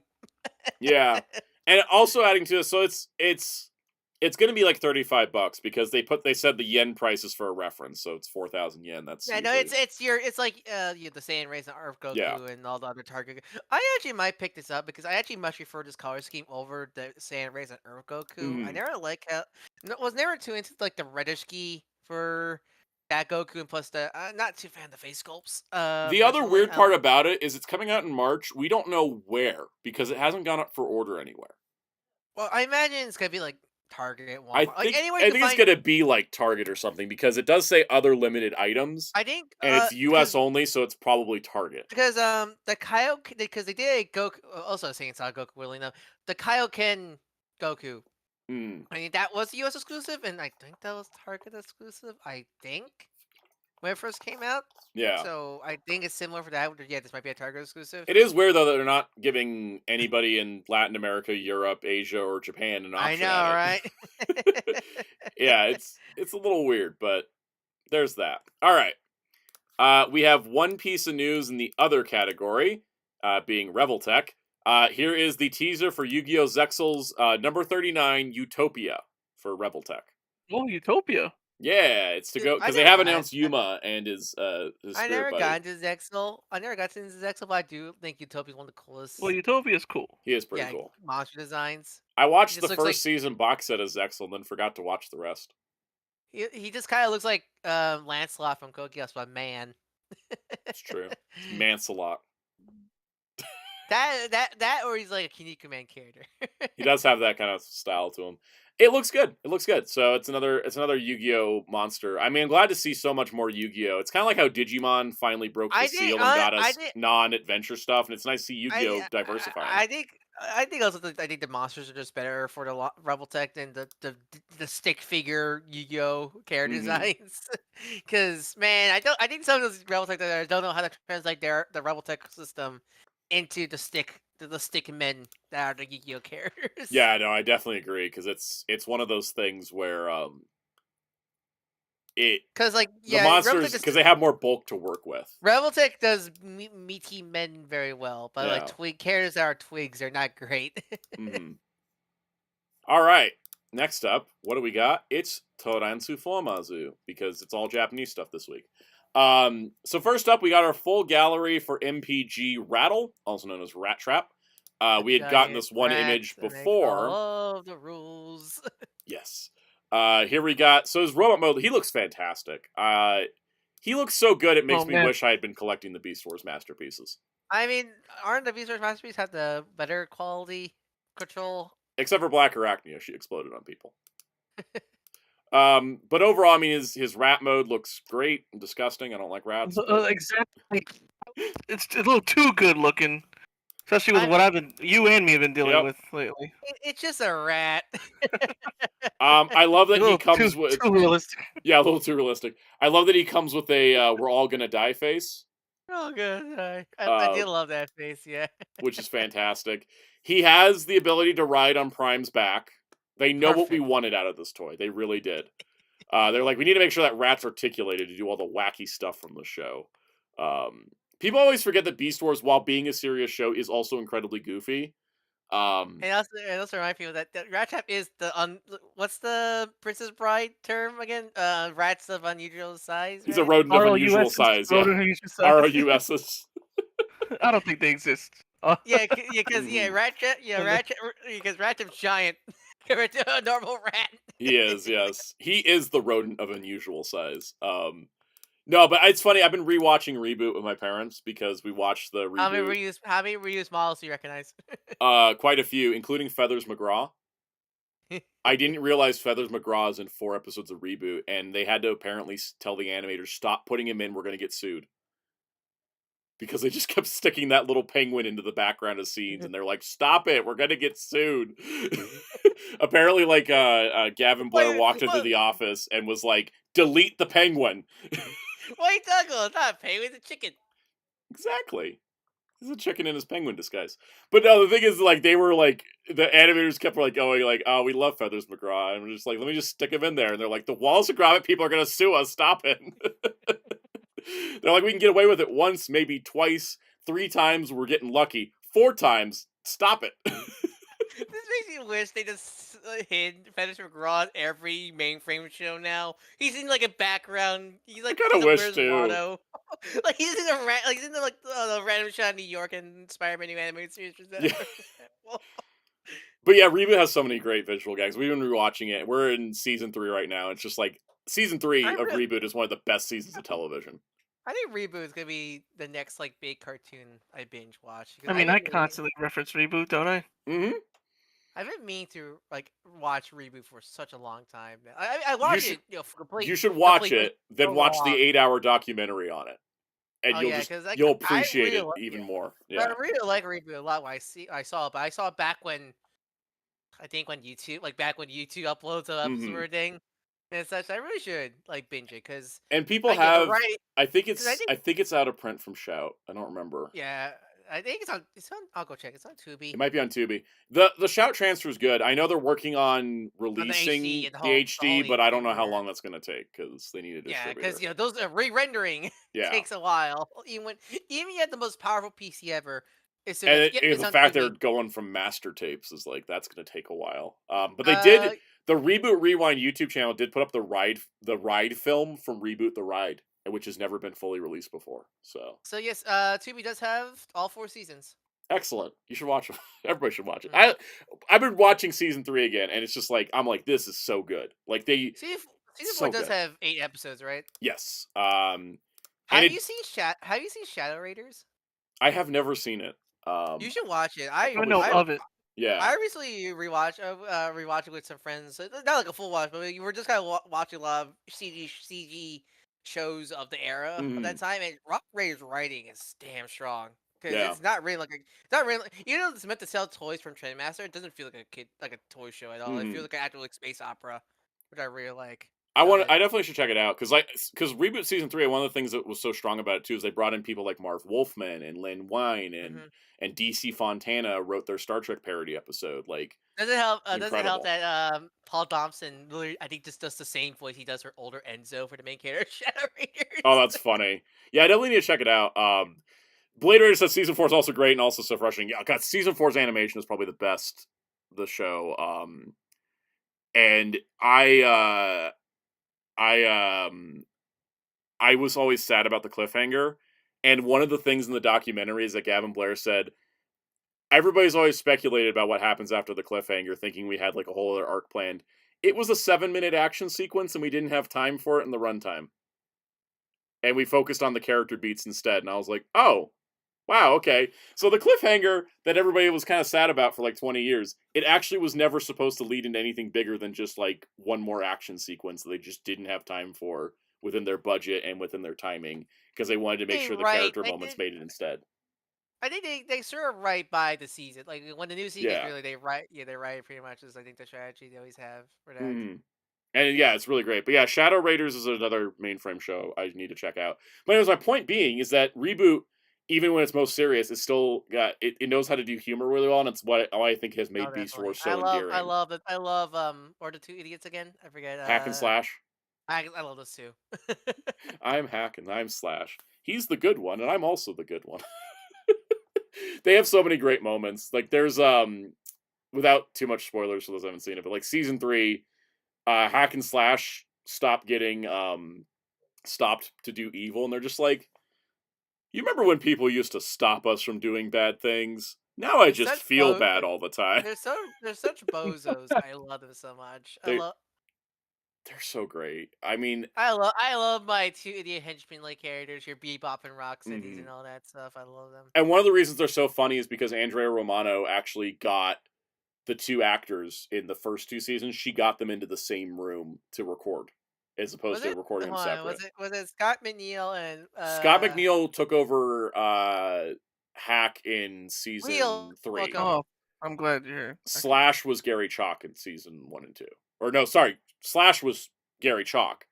Period. The blue one was Gary Chalk. The red one, I forget who played him first. It was first Phil Hayes. It was first Yeah. Phil Hayes and Scott McNeil. And Scott McNeil, yeah, because they had a big production gap between season 2 and 3.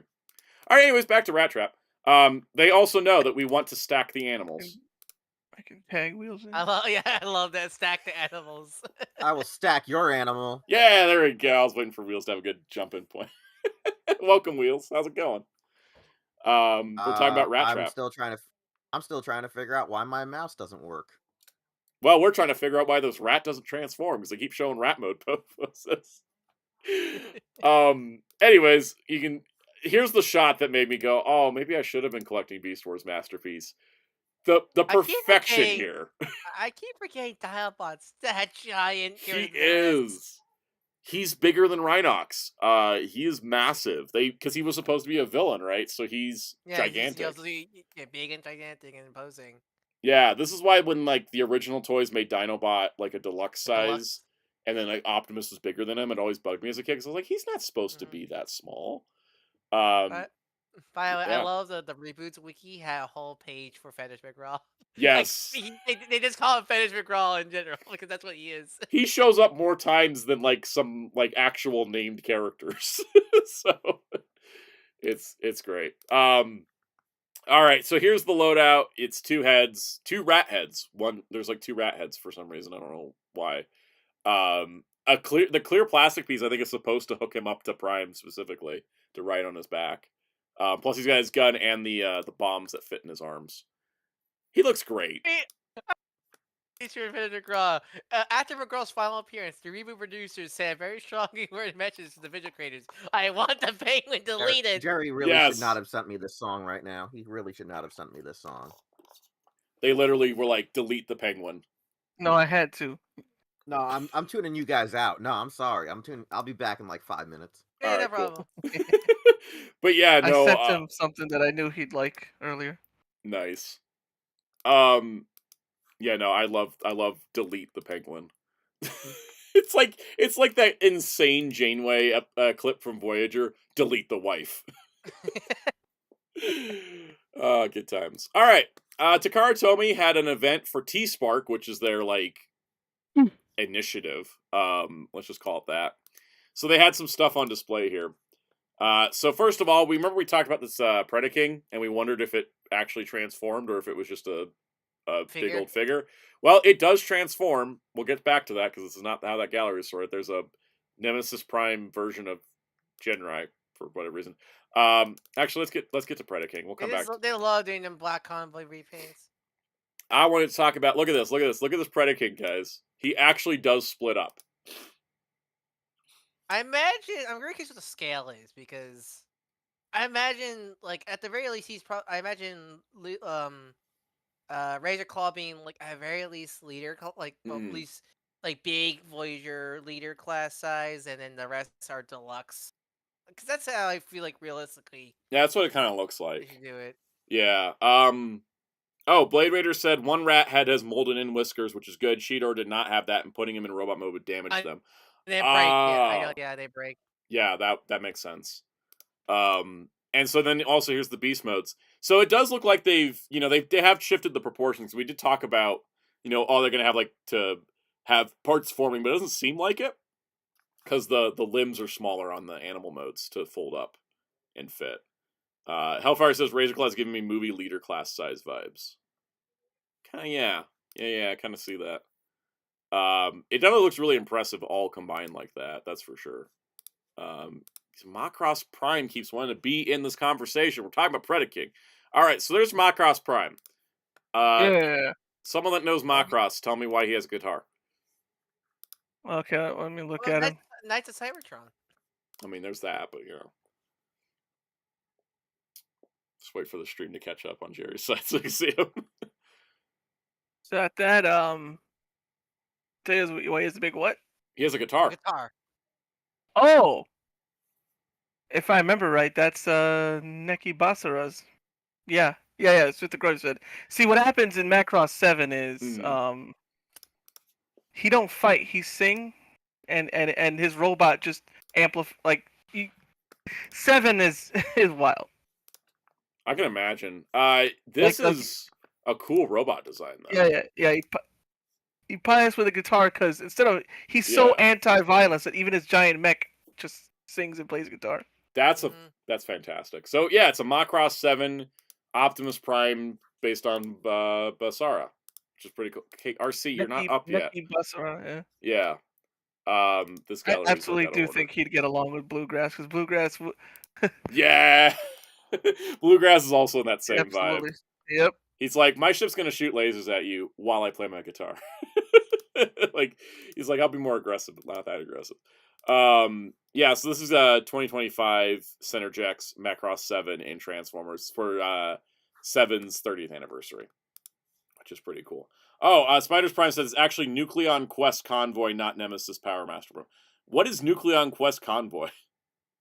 That sounds interesting, and I don't know what that is. Those terms sound familiar, but not like immediately. Like, oh, I know that because I know those phrases. Because I know wasn't Nucleon? No, Nebulon. Wasn't Nucleon the name of one of the masters? Maybe. Basara Prime is his name, by the way. He's Basara Prime, which is that's cool. great. I love. By the way, look up the opening when you get the chance for Macross 7. It sounds like the kind of show I would like. Seventh Moon is the name. Is the name of the show. Yeah. Yeah. Oh, it's on Hulu. Great. Okay, it's one of the shows that's on Hulu. I might just go check it out sometime. Research. Cool. For research, but also for here's some in-person shots of Rat Trap. But also because it sounds like it would be in my wheelhouse. All right, let's see. Oh, Muteki says that was the name they used for the Black Jinrai repaint a long time ago. Oh, okay. That would make sense. Let's talk about let's see, what else is in this display? Is there anything else that's more interesting? Oh, it's the E-Hobby repaint. Okay. That makes sense. Oh, right. Blade Raider said closed caption subs. Yeah, all the Hulu Macross release is all closed caption subs. So, there also was a Ryu Kendo figure, but I don't think it was photographed here because this is the Transformers. I think there's photograph. I think a lot of them were the same. Yeah, it was in color this time. I'm hoping they do product images. All right, let's talk about this. This is Missing Link RC. She is designed to look like the foam prototype that existed for an RC toy back in the day with this color scheme, if anyone's wondering why there's so much orange on her. This is a new model because they did already announce that they were going to do Missing Link RC. This is one that has joints. This is one that's getting closer to existing. And the crazy part about it is that, it's getting close to existing because I haven't been buying any Missing Links so far. Why don't they? Too expensive. They're so expensive. I love the idea behind them, but they're very expensive. The TFW page just crashed. I can't get the images to load. Yes, that's right, Hellfire. It was the color scheme during the concept phase of the movie. They changed the orange to white eventually. So she was pink and white instead of pink and orange. But My God, basically, Jerry just gassed me up. I just killed like 20 guys in GBO, and I'm the ace again. Damn it, Jerry. all thanks to a song. Nice. Jerry, this is your fault. Jerry, Jerry, this is across the Jerry, power you remember the music scene where he influence came, everything. Yeah. remember the scene when he came back and destroyed all of the Alliance? That's what just happened. You literally caused that to happen in GBO. Nice. So anyways, the thing with RC is that they're gonna. Yeah, I when think I they're saw it, gonna. I was like, oh.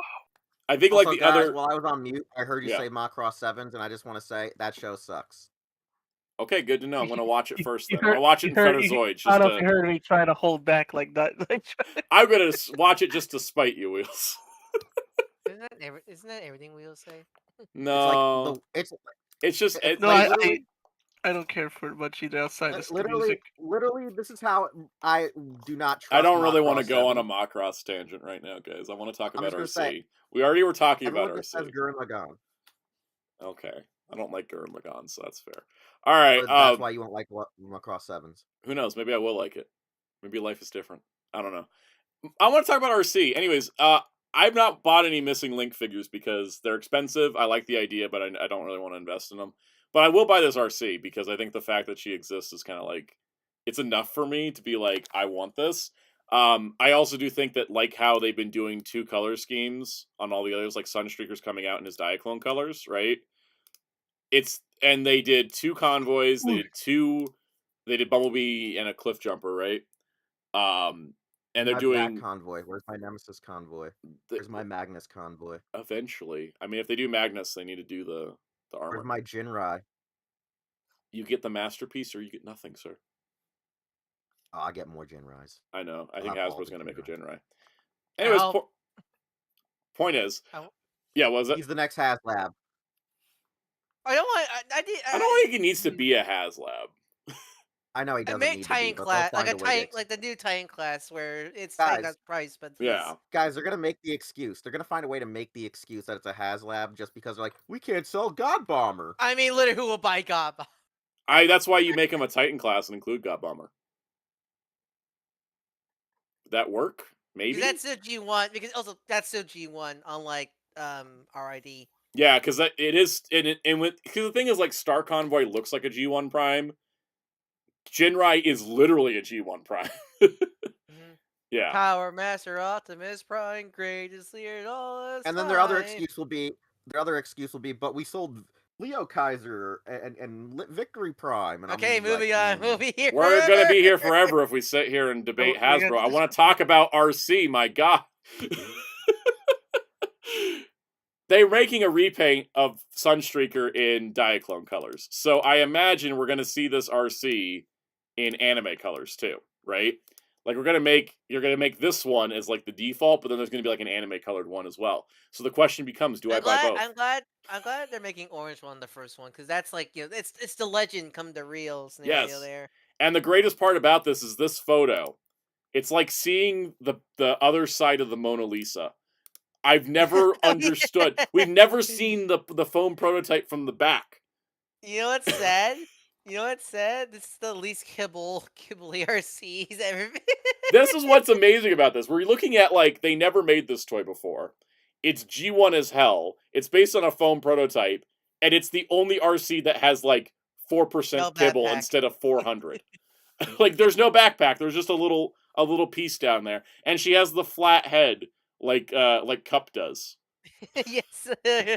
So she's gonna fit perfect in with the G1 collection. She got Judge Doom. She does. She's so flat, it's crazy, and I can't believe they pulled it off. And I can't wait to see how this thing transforms. And I want to buy one because look at it; it's beautiful. Would you get a Haslab? A Missing Link Unicron? I totally would for the same exact reason, because this is history. Making things that had prototypes or design ideas but never made it to final production is like what I want. I want Missing Link Beast Wars New Unicron because that design rules. That'd be rad. That's the one that is the real Missing Link. Yes. Screw the G1 one where it's just a giant head on a ball. It'll be a great accessory for Missing Link Unicron. alternate Galvatron head. Yes, Limbs. that'd be hilarious. Psycho says, I don't see how this comes from Crodome, or is that a different thing? That was a different thing. The second time they were going to make RC was as a repaint, with I think a new head. Was that basically a Hasbro? That was a Hasbro Hasbro, thing. yeah, because RC becoming a Headmaster was only in the Rebirth, not in Headmasters. So they were going to take Chrome Dome and they were going to remold the head to look like RC, and then put it out, and they never did. Kind of weird. Then the Tense Return RC was not Chrome Dome homage. Because she was off blur. of She was a blur. Yeah. She should have been off of Chrome Dome just to kind of bring it all around. But like the RC as a Headmaster was the thing in the show because they were going to make that toy, and that was the whole like why it's the whole like why Alpha Trion's a beast has a beast mode scenario now because that was gonna be a BotCon figure. Yep. Yeah. Basically, here it is. I'm trying to load the image. We had this one image. We didn't know what the robot mode would have looked like, but this is the proposed car mode of the Chrome Dome repaint. It would have just been a repaint, maybe some remolding. Actually, it does look like a remolding. It would have been a remolded Chrome Dome into RC. So, that would be... It'd be interesting if, like, Missing Link was like, what if we also do this RC? Like, they do a Chrome Dome, and then they're like, and here's our second version of Chrome Dome, RC. Could be kind of interesting. All right. Do a version where it's on blur. That'd be funny if they're like, it's the reverse version of the Titan's Return. All right, it's time to talk Sentai, guys. I'm gonna key up the images here because we got some interesting stuff. All right, so bear with me as I recap it before we discuss. We're gonna discuss each item individually, basically. All right.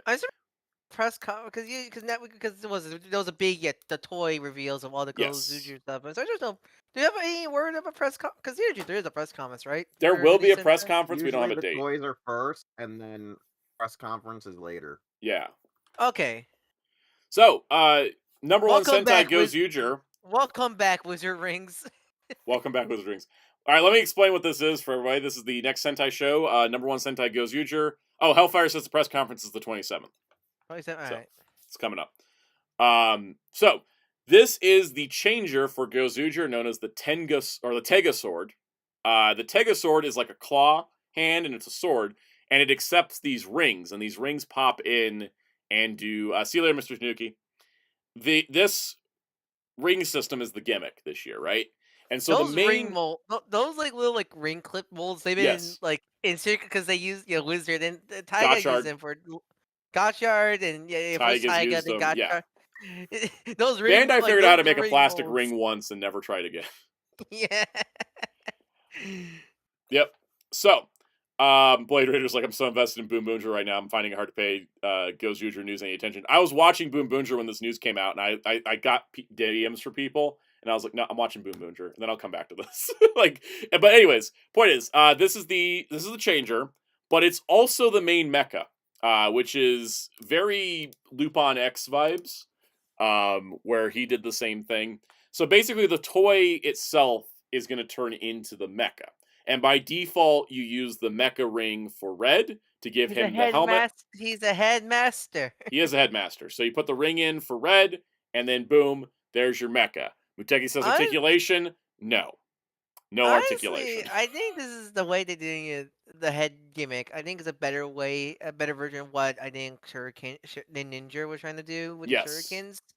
Because, the problem with the shurikens is they're giant hats, and then they only really use, like, one. Yeah, because there was only one alternate form in the form of the dragon, whereas there's 5 forms here. Yeah. Yeah. And plus, I think the headmaster gimmick's more fun with the ranger heads and such like that. It's just a more funner play pattern. So we have the main mecha here. There's going to be lights, which I think the lights are going to be pretty cool. So basically, it's like you use this ring to transform with, you use this ring to do the mecha with, and so you got like kind of the back and forth on it, which is pretty cool. So there's also going to be motion sensor, I think, with the toy, which is pretty neat. They didn't reveal the sounds yet, but there is a Bandai Mania video showing off like the toy prototypes. I do like the shot here where it looks like it has a dragonfly wings happening. Just the way they visualized it. I would say this is a much better change into Megazord than actually I like the concept, but man, it was ugly. Yeah. In both changer and robot modes. I feel like this is a better version of that. It's a better execution of that concept. There, of course, will be Legends Sentai rings, and I don't want to be a nitpicky person, but why is Don Momotaro's ring including the Momotaro Alter and not Don Robotaro? Because all the other rings include the Red Ranger's main mecha. The Alter is not his main mecha, it's the Robotaro. Also, they're numbered, which means it's not going to match the gears from before, but that's just how it's we're weird. It's weird because I mean that's the weird thing about Dawn Brothers, because I remember when it was coming out, was it they used the Dawn Ride bike thingy as the mech for a while, but like when the toy was coming out, the Robo Avatar thingies, right? Because like Don Oni Taijin didn't come until episode 12. Yeah, and the Robo figures were kind of the pseudo replacements. Yeah, but then they, as soon at as they got first? Oni Taijin, the avatars they went out the window. Like they stopped using them after they got Oni Taijin. Yeah, because the avatars were like, they weren't really mechs. They were like sort of like mini The Avatar was battleizers. supposed to be like some kind of like. Weren't there like mini weird- battleizers? They were like much? the thing is when he turns into Momotaro shrunk Alter, down. he He becomes shrank like down. 5 inches tall. Yeah, he's a Yeah. yeah. Like, if I recall, it's supposed to be loosely based off of something that happened in the mythos.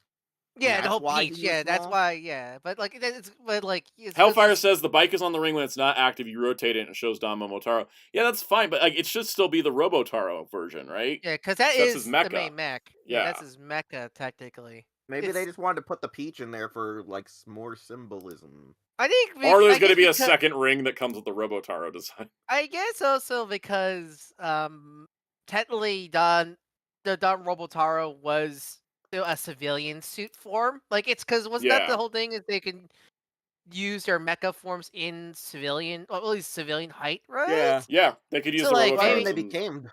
I guess that's why they consider that more of a form. Because it's unlike say Maji Phoenix where he can only use it as a giant, you can still use it as a that's my only kind of my sort of maybe that's why. Yeah. It's Welcome, weird. K-Master. All right, so adding to this, like we mentioned, you have to get other toys to make the other versions of the mecha.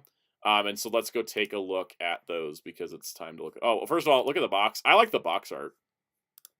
Sentai boxes usually never miss. Wait for the stream, catch up. Yeah, I like the box It's design. very clean. Yeah, Very clean. looking. it's not overly designed. All right, so that's the Tega sword. That is 7,150 yen. I'll say with the dumb thing out, always looking between the John Cena "You cannot see me" hand wave pose. It kind of does, yeah. It looks like the John Cena foam hand when you turn it into the middle finger. Yeah. But yeah, it's February 15th, 7,150 yen. So here we have the Leon Buster 50. This is the main weapon for Blue.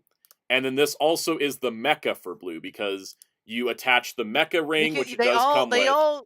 Because they all use the claw sword Yes. hand thing, but with different rings. Their helmets on it to specifically say, this is blue, green, red, black. All that stuff. And then But it the also bust- the Buster becomes the arm, and then the they head had their crest own. and They, the armor. they had their own unique weapons. Each ranger had their own unique weapons that combine with the changer to become their specific individual mechs.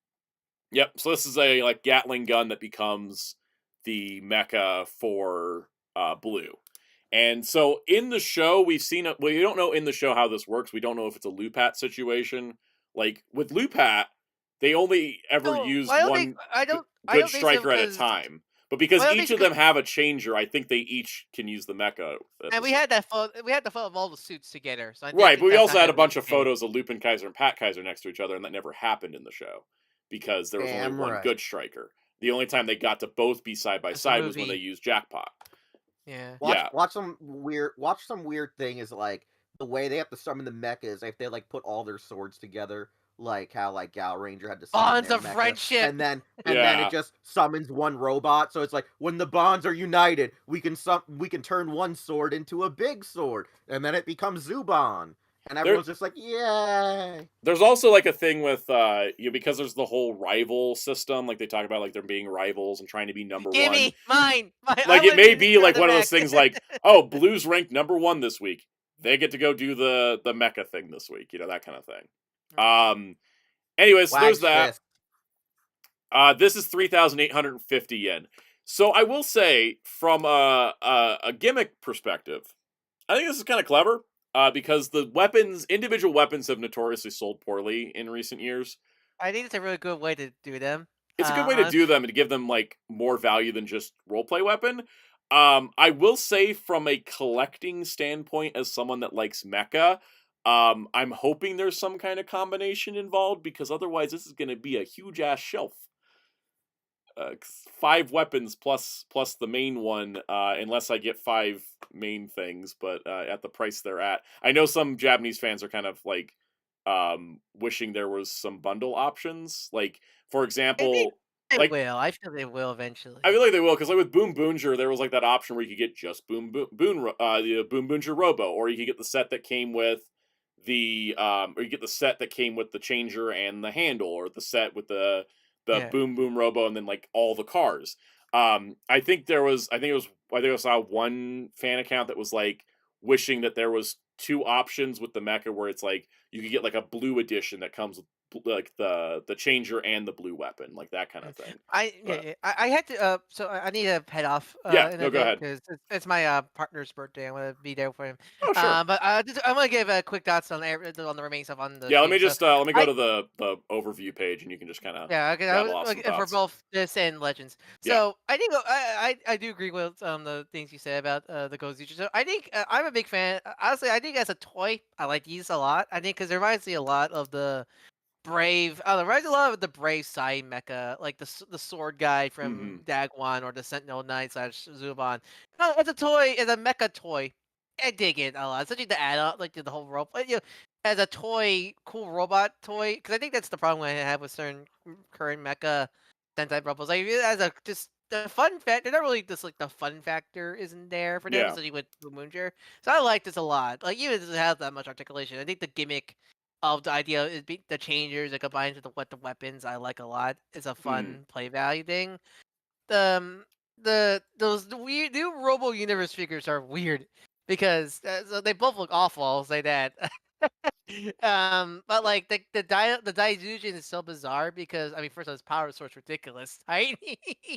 But like he's using like the Flame Soy design for some reason from like the Flame Soy's model kit of the Dino Megazord. Clearly, I'm like, that's odd. Like, we'll definitely dive into it in a minute. For I everybody. think it's probably legal. I think it's legal because at the end of the day, it's a design still owned by Bandai and Toei, but it's just odd. The Sentai actually here online. I think Gozu Wolf, Don Momotaro, and the Sword Red mecha figure I think look good. Tornado Ranger looks pretty bad. I don't know. Something about him looks like super off. I think it's like how the belt's so high and the helmet sculpt looks super off. And we'll definitely dive into it because I also think he looks terrible. It's such that. And for the Legends stuff, so the comic wave, fantastic. Like, I'm not gonna pick all of them up, but like the Miles and Warwalk, the Rom, all fantastic stuff. I can't wait for those. And that Maxim Spidey, perfect. Because I think I think Hasbro aiming for that collect that figure art import quality figure range. I think is smart. Smart. Because I think I would say I think price wise, because I'm pretty sure you're gonna talk about it when you get to it. I think at most it should cost like around $50 because I think that's around the price of an average figure art. Yeah, because if it goes any higher than that, then people will just buy the import. Yeah, because and stuff like that, and like I think my only problem I have with some people is I feel like some people are getting a little too elitist about like, oh, just buy the Mayfix instead and all that stuff. Yeah, most Mayfixes cost like $80 after shipping at the lowest. Yeah, and also like for me, I don't like. Yes, I could like get some of the Mayfix stuff, but for me, I like kind of like figure consistency and stuff like that. Like, See you later, I don't want to have. I don't want to have random Mayfix figure with my rest of my Marvel Legends because it'll stick out no sword them. So like that, and I just think what the team did with that Maxim Spidey looks fantastic, and there's so much potential of who they could do next. I personally want a new chainmail like armored door because we need one so badly, and they could do so many cool effects and optional parts with that and such as that. That looks really great. Was there anything else in that Marvel stream? I think that was about it, but Yeah, because it was yeah. Electro. Electro was okay. I mean, Yeah, it's well, clearly obvious. we'll go over them with everybody in There's a bit. Yeah, clearly there's a reason for it. We'll talk about them for sure. yeah, But there's yeah, definitely a case for that. But yeah, all right. anyways, I had to head off now. So if you want to find me, you can follow me at at Darko643 on YouTube and Twitter. I mean, Blue Sky. Sorry, Blue Sky. I do art commissions like the one you see in this very channel, like in the Marvel Legends Rundown. You want any stuff like that? Feel free to DM me in either Blue Sky or in Sounds my Discord, which you can find me at Sounds Discord Protocol. The link in the description below. Anyways, have a nice night, everybody. All right. Thanks, Ryan.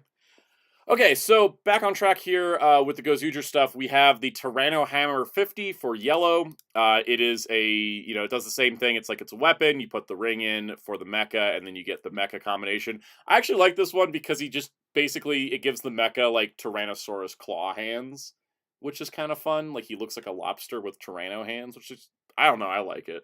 It's probably my favorite look, I think, of the 5 overall.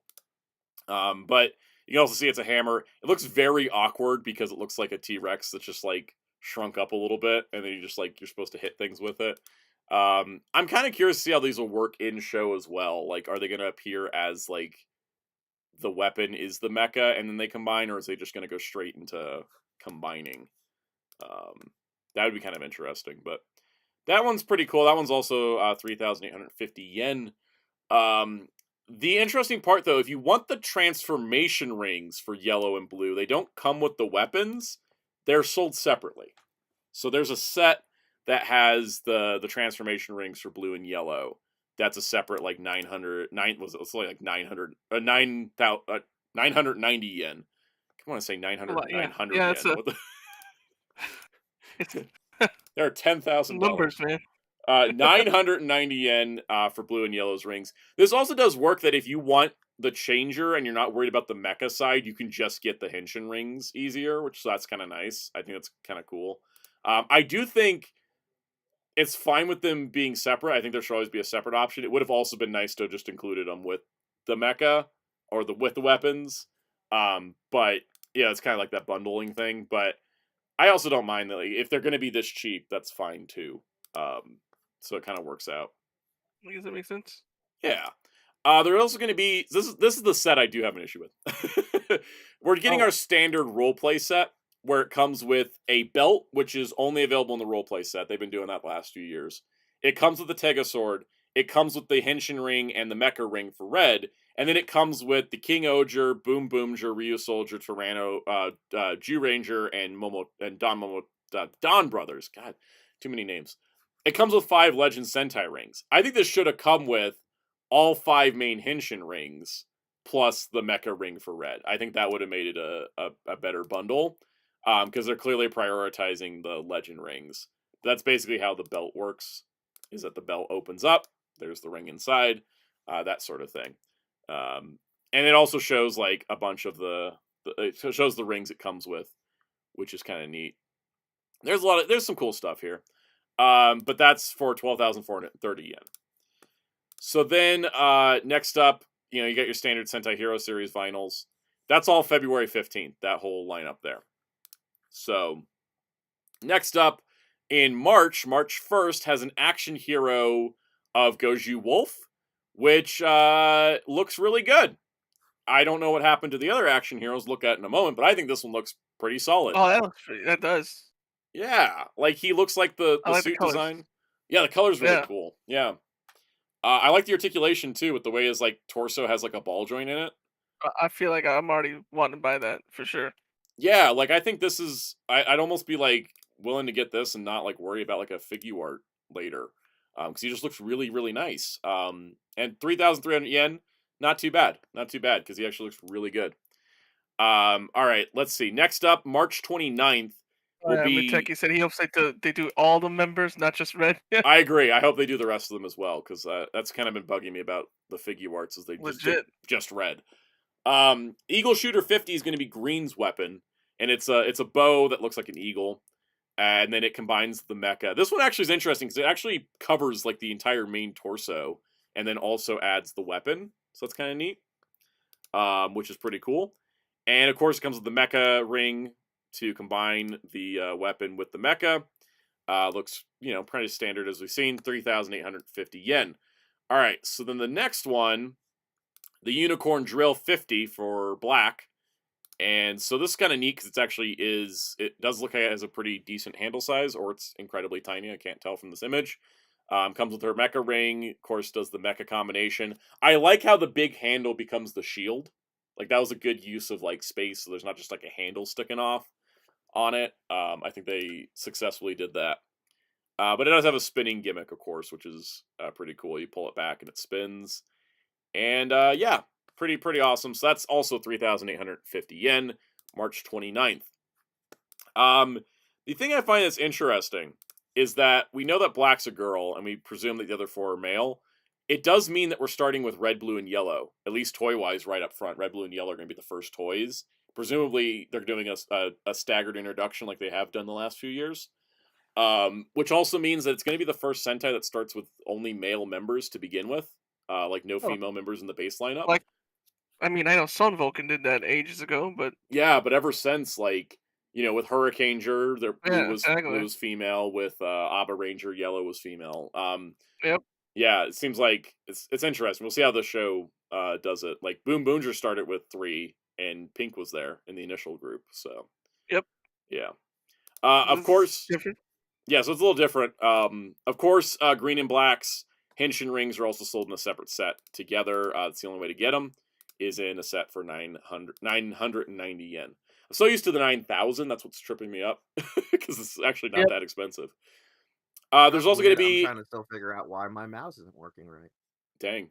There's also going to be a ring set that comes with Ryu Soldier and Don Brothers, so there's that. 2 more vinyls, and then here's where the reveals start falling apart quickly. So first of all, we have a action hero Don Momotaro. Not exactly sure why, but there is there's a presumption that maybe because with Boom Boonger we saw toys based on past Sentai, and then those past Sentai had representation in the show. Maybe Don Momotaro is coming back. Doesn't say that it is, but it'd be nice to see.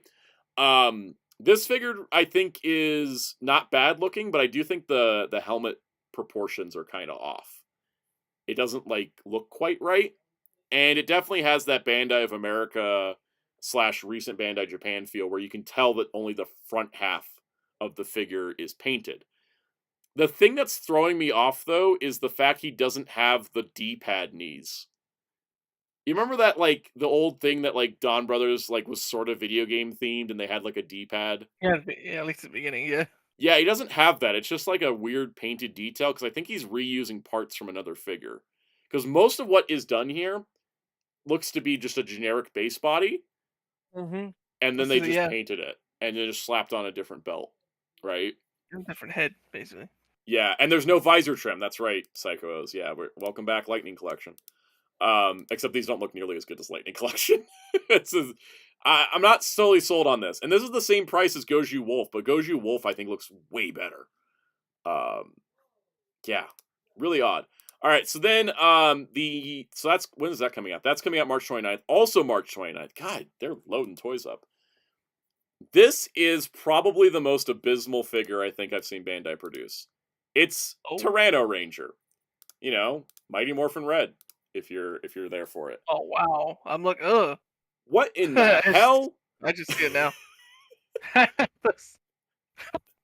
First of all, the belt is not even painted halfway. Hey, I'm sorry. I want to make a joke. This looks like a toy Playmates would make about 2 decades ago. Yeah, this almost feels like I feel like when I first saw the photo, I was like, is that $5? Yeah, it looks like one of those old Playmates figures, before Playmates got good. This might be the worst looking Tyranno Ranger I've ever seen. It's not full. It looks bootleg. It does look bootleg. Yeah, you're right. The helmet's wrong, which the helmet's almost always wrong, except for I think Lightning Collection finally nailed the helmet consistently. Even Figuart's got the helmet wrong. Helmet's wrong. He has no neck. He's not painted even halfway, let alone all the way.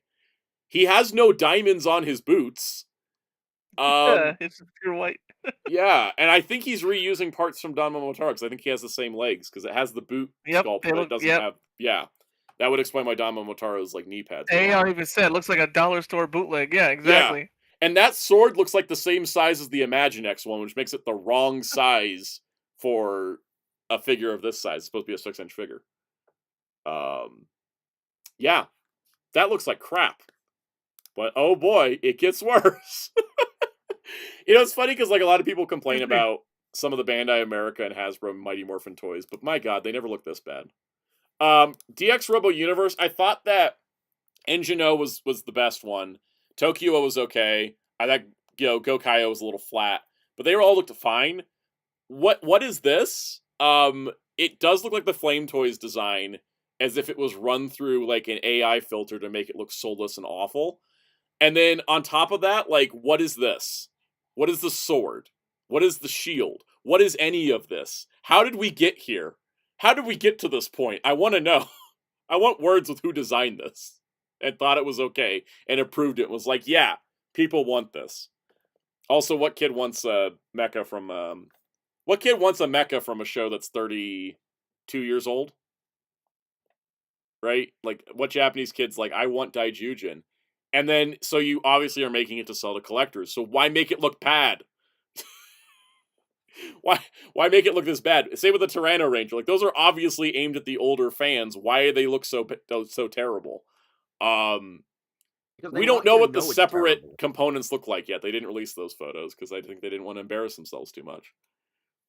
Wheels, what do you think? What do you think's going on here? Okay, this is my theory, and this is my theory. They gave up. I think Bandai gave up because they're like, oh, some jackass was like, we're gonna make every mecha in this dumb line, and then they're like, yeah, but how do we make them conform to it? And they were just like, just F it up. Yeah, because this is what always happens. Like when we had Joint Gatai Mecha and we've had other mecha lines that are like supplementary mecha lines, they always end up like just dying quickly. Like, did they not expect them to last this long? Maybe. I think another issue I notice is maybe their mentality is like, we'll just do what the Americans say. It's just a stupid kid's toy, so just make it dumb. Like, I do feel like, Tokusatsu This is 5,280 yen. Yeah, no. I think Tokusatsu fans need to stop using that excuse. Try to hold some standards, people. Yeah, because the thing is, this doesn't even look like a fun kid's toy, right? I wouldn't want it as a kid. No. I'd probably, like, throw it at somebody. Like this, you know what this looks like? If I didn't know this comes apart, it looks like those shitty-ass 12-inch figures that Bandai's been trying to market for years. Mm-hmm. And Bandai's like, this was completely cool, guys! Like, there's so many times where I just want to go back and smack that guy, what was his face, who thought it was a cool thing, and they were like, yeah, man, kids love these things. No one loved them. No one loved those stupid-ass 12-inch, like... They only sold because they were cheap. Yeah. Anyways, this looks awful. And then on top of that, the next one after this is my boy Gao-King. And, what the shit? Where's his feet? Why are his feet, like, shoved off to the either edge and then shrunk? Like, where's my boy's toes? Where's his toes? And I like the extra sculpted detail, but at the same time, like, it looks so flat in some plaplaces. Yeah, no, this thing looks like I don't get hollow. This. It's just crap. These are just they're crap. Blade Raider says other new shows Mecha would be able to mix and match with these like Bundi does, so they could promote them in the show. That's what I thought too. But there's like nothing on the Tega sword that tells me they're going to combine with these. Like with Bundi, like when they had Bundi, and it was like, oh, it's interesting, all his parts come off, and then they showed like Engine-O, and we're like, oh, it's going to combine, and then it combined in show, and it's like, okay, that all makes sense. But now it's like, what are we doing? Like, I don't see the point.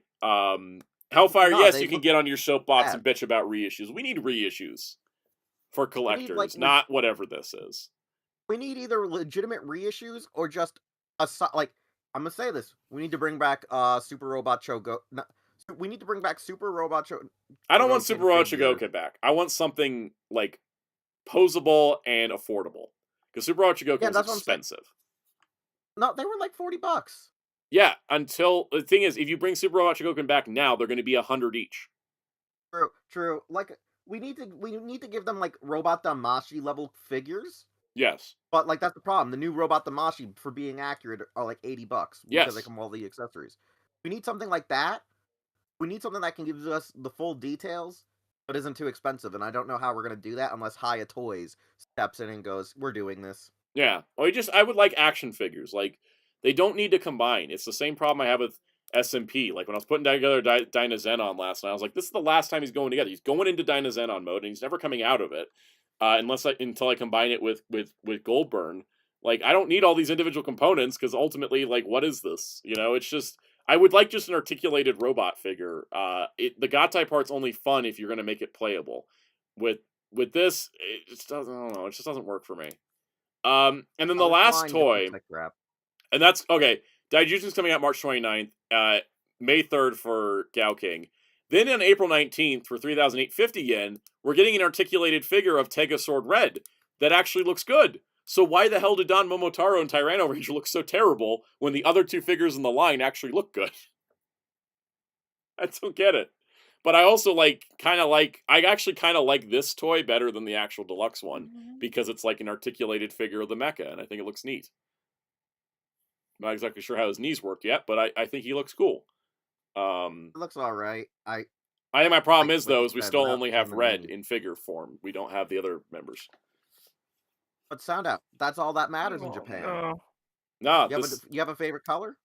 Oh, you're done. No, this is a Sentai. If you want a series that focuses only on one character, that's called Kamen Rider. This is a team show. That's wrong, because they have too many writers now. So no, but even then, here's the thing. Regardless, even if they have multiple writers, they always focus on one, right? There's always a title writer, and they're like the main focus. Or in weird cases, sometimes it's the secondary writer that's the main one. But there's always one that takes the primary focus over the others. Whereas in Sentai, it's a team effort, and it's supposed to be a team effort, and the best Sentais are the ones that utilize their entire team. Obviously, Bandai and Toei don't know how to do that anymore. Bandai only thinks Red sells, by the fact that we're only getting Tyranno Ranger and Don Momotaro, and all the Sentai rings are all just Red-based, right? Now, that being said, if you are looking for if you're ring collecting, you got to buy the set, because Zyuranger's ring is only with the bundle. So, there's that. Anyways, a bit of a mixed bag overall, but I do like some of it. I kind of want to wait and see how this all works out, because there are rumors of a combining mecha that can combine all the weapons together, and I'd be way more into that than just having 5 of the same robot with some different armor parts. So, you guys got any final thoughts on Gozyuger and the weird-looking Robo Universe and Action Heroes? Looking forward to Gozyuger, not looking forward to those weird figures. Yeah. Of Tyranno Ranger. I'm looking forward more to the show, I think, than the toys, for sure. I do want the Goju Wolf, though. That figure looks great. Yeah, I actually want that one. I'm like, how is he in the same line as the others? Like, it just doesn't it just doesn't make any sense. Because he looks so much better. And the Gav figures in this scale have been great, too. So it's like, what happened to the Legend Sentais? Anyways, you guys ready to talk about Marvel Legends? Let's talk about Marvel Legends. I'm ready to move on to Legends. I'm also ready to talk about Legends and then take a nap. I don't know why streams make me so tired. Aside from output. Let's look at the Marvel Legends stream. So let's pull it up. Welcome, Crossy. Alright, so click. Marvel Legends. So right after I did my rundown, the morning before I put the rundown out publicly, for 2024, we have 2025's Marvel Legends fan stream, and this is pretty great. So we got a lot to talk about. The reason you're seeing this image is because when they uploaded the stream initially, they uploaded it as a 3D video or 360 video to be viewed in VR headsets. So whoopsies. So it was an accident. They pulled it down, they put it back up, and then now we have normal looks at everything. So we're going to do that. So let's take a look and see what they got. So first up, they kind of recap the Nemesis wave of X-Men that had gone up for pre-order recently. I'm super excited for that wave because I'm the kind of X-Men nerd that's like, I want every figure, which is pretty cool.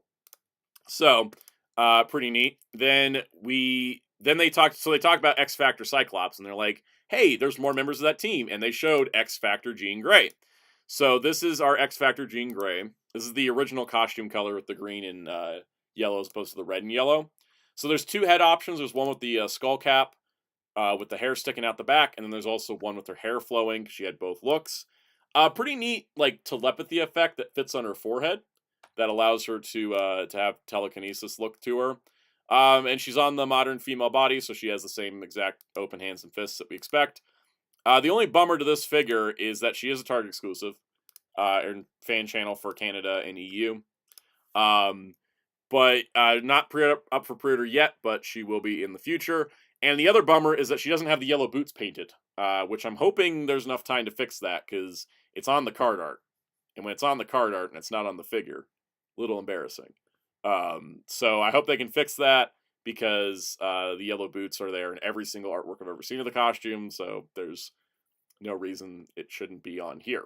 That being said, I'm still going to buy the figure, yellow boots or not, because it's X Factor Jean. It's a Jean Grey that's not the 90s armor, so it means it's a better look than the 90s armor. Yeah, Infinity War, not a hard fix, but oof, yeah, I agree. Anybody got thoughts on Jean? Yeah, Chase was pretty good. Yeah, alright. So then after that, they showed Electro from No Way Home. Almost want to say Far From Home for some reason. So this is our last of the Sinister Five from No Way Home. They did confirm that the energy effect mask that kind of emulates his old comic design is permanently attached to the figure, which is a bummer. I probably wouldn't have displayed him without it, but it's still kind of a bummer. My guess is that because the only other piece of merch with Jamie Foxx's likeness on it for Spider-Man No Way Home is the Hot Toys, I want to say that this is to prevent having to pay likeness rights, because I think that his likeness is on the table, like you could license his likeness, but it's probably very expensive, so you can't get the license and still like make the figure 35 or 40 or whatever it is. Oh, that's true. Yeah, that's my guess, because there's no other reason to not have his likeness, because they did at least get the rest of it. It's not like Doc Ock, where they made a No Way Home Doc Ock and had to sell it in Spider-Man 2 packaging. So that's why I'm thinking the likeness is the reason for that. And it's also one of those things that like they can't package this Electro in an Amazing Spider-Man 2 package because it's a completely different design. So they can't work on old contracts like they did for Andrew Garfield's Spider-Man. So that's how it is. But I'm glad to have Electro, and it'll be nice to kind of finish that movie. Yeah, he looks good. It's a cool design. All right, so after that, they got in. Oh, he's also a mainline release, which is nice. Goes up for pre-order January 30th. All right. Then they showed this, which is a new Spider-Man in a new subline called Maximum Series. So, first of all, I thought, oh, it's cute we're starting Maximum Series with Spider-Man, because everybody's a Marvel vs. Capcom nerd in the Hasbro office, apparently. We're starting with Maximum Spider, right? So this is a 90s-inspired Spider-Man, not directly Todd McFarlane art-based, but, pretty close, who is more articulated, brand new sculpt, has higher range of motion, higher range of detail, full paint scheme, and then just a ton of accessories, from different web effects to web lines to hands to different head options, and they went a lot into the articulation. But this guy's fully packed out, unmasked head, different sets of eyes, really cool swappable forearms where you can actually swap in like unmasked hand or ungloved hands plus web shooters. You got a spider sense effect that can plug onto any of the heads, which is really cool. I think this looks fantastic. I've been happy with their New Year Vow Spider-Man for a while, but there was a couple things that were kind of limiting on them in articulation range, and also in accessories, of course. So this is really making like a full package, I think. And they've also done their first accessory stand, because Jada Toys has been doing this, and I think everybody in the industry is like, why aren't we doing that? And so now we have a little like stand to hold up the web projectiles, which I think is cool. I think if they eventually do like a Maximum Series Captain America, then we could see like a stand for that, so you could actually have his shield in flight for once, because that would be really cool to have like a stand, right, for Cap, just to have like the shield flying out there. That'd be pretty cool, right, Jerry? Yeah. Yeah. I like Cap. I like Cap I don't too. see it on. I haven't gotten a definitive Captain America figure yet. That's what I'm looking for. There's always something wrong with each figure. Remember, Yeah. the problem with every Captain America figure is you need the head from one other figure. You need the body Exactly. of another. And Shield from the another. color of blue is wrong on all of them. So that's why I think having a Maximum series could fix that, because like Spider-Man here basically has everything, like pretty much Secret everything. Wars is the closest we got to having the best Captain America. And then they wrecked it up with the shield, right? Yeah. Yeah. I love the web shield because I'm Marvel's Capcom nerd. Says web shield. That's just his block, right? For some of the games. Falcons text says, what do we got on price? It seems easily 50 to me. Anybody thinking less than 40 is fooling themselves. Yeah, I definitely think it's not going to be less than 40. I think it would be less than 40 if, and this is just a hypothetical, is if it had a few less hands and probably not the shield and stand. Yeah. I think that because they've talked about in the past, like people are like, why doesn't Spider-Man come with more hands? And they're like, because every hand we make has to have deco on it. So it adds to the price. Like to have an extra hand for Spider-Man costs extra money because they have to paint all the web lines on the hand, right? If you were pretty much, if you take out the little stand, the shield maybe, and maybe the open flip web net thing, and that if you take then out maybe some of 40. you could get 40. Yeah, no, this has to like. I think it's gonna be should not 50. be over. Like this should not be over $49.99, but they're gonna find a way to do it. I think that. Yeah, good point. Falcon X said this is an entirely new subline for a reason. If it was going to be priced as a deluxe, it would have been normal release at a deluxe price. Yeah, I definitely think that it's probably 50. I think 50 is probably where it's going to sit. I'm cool with that because, like, I feel like I'd never have to buy a Spider-Man again after this. And it kind of reminds me of Jean Grey being 50 with her big old Phoenix bird because that's kind of like a similar, like, it's an all-in-one package. Even though you could probably add more stuff to a Phoenix. It's just, it's like, here's a giant bird. This is like, here's all these accessories. I think 50's fair. I think if you get any higher than that for like Spider-Man, that's going to be a problem because like, imports start getting closer to that. Like you want the gap between Hasbro and imports to still be wide enough to where it's like, this is a good deal. Now if they do Hulk's obviously going to be like more expensive. So there's definitely a factor. Infinity War Torn says, I think also including Spider Techs, 50 for sure, but any max figure at 50 price point will have more stuff. Yeah, like Cap could probably come with more Spider Tax, and then also Cap doesn't have to have paint on his hands. That'll also like help with stuff too. This is the thing. This is what I feel like. I feel like the Maximum line needs to have at least a base set point for your basic 6-inch figures. Because, like, I don't want to be paying, like, say, $65 for a Spider-Man, and then maybe, like, a nice, say, $49.99 for a cat. I don't want, they need to figure this out. I think, I don't think they've quite figured it out. I think they're waiting for reactions because they didn't put the price in the press release. Yeah, so I think they're kind of waiting to see people's reaction to it and the speculation. I will say 50. I think 50 is the baseline of, like, I think 50 is a baseline for Maximum, and then it's like bigger characters can go up from that. I think that would be fine. I think because unless these are made to order, they should not be over $50. You know what I'm saying? Like, unless you're gonna do like Dragon Man all the time. They said they're gonna be fan channel stuff. So yeah, I think fan channel makes sense too. Falcon Sex is off the top of the head. Who else do we want to see from this line? Wolverine seems like a lock. I'd love to see a Doctor Strange. Doctor Strange in this would be great because we've always lacked magic effects and artifacts for him and hand options. We barely have any hand options for Doctor Strange. Wolverine is definitely a shoo-in. Cap is one I want because I feel like I still don't have a Steve Cap. Like I feel like I got a good Bucky Cap and a good Sam Cap, but I want a good Steve Cap. I think there's a lot of other options of characters. I think that we needed a good Johnny. We need a real good Johnny and a real good Reed. Iceman. Yeah, Johnny Iceman. Iceman would be perfect for this because ice effects. Johnny for fire stuff. You could give Johnny a flame base like Gene got. As the J4 said, Nightcrawler with both swords. Nightcrawler could also use some teleportation effects. That could be really cool. And an articulated tail, right? What else we got? The Fantastic Four all could benefit from this. If you ever just look at the Marvel Select Fantastic Four, right? Like Reed could come with a bunch of stretchy stuff. Johnny flame effects. Sue, different force fields and platforms. Like she could have a stance like a platform she's like riding on. Ben maybe not as much, but Ben with the trench coat Like that would be it. Falcon says Iceman seems a little more like a normal release, like last year's Phoenix. Yeah, that could also be a case too. Like not all of these necessarily have to be maximum, right? Like Iceman could be like Phoenix, where it's just like here's a ton of ice. So there's a lot of options. Storm would benefit from this. Yes, we get more than just lightning.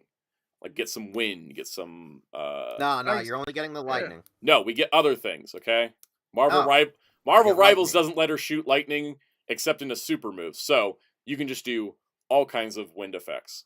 MJ Klein says, forgetting about Silver Surfer. I'm not sure what Silver Surfer would need besides.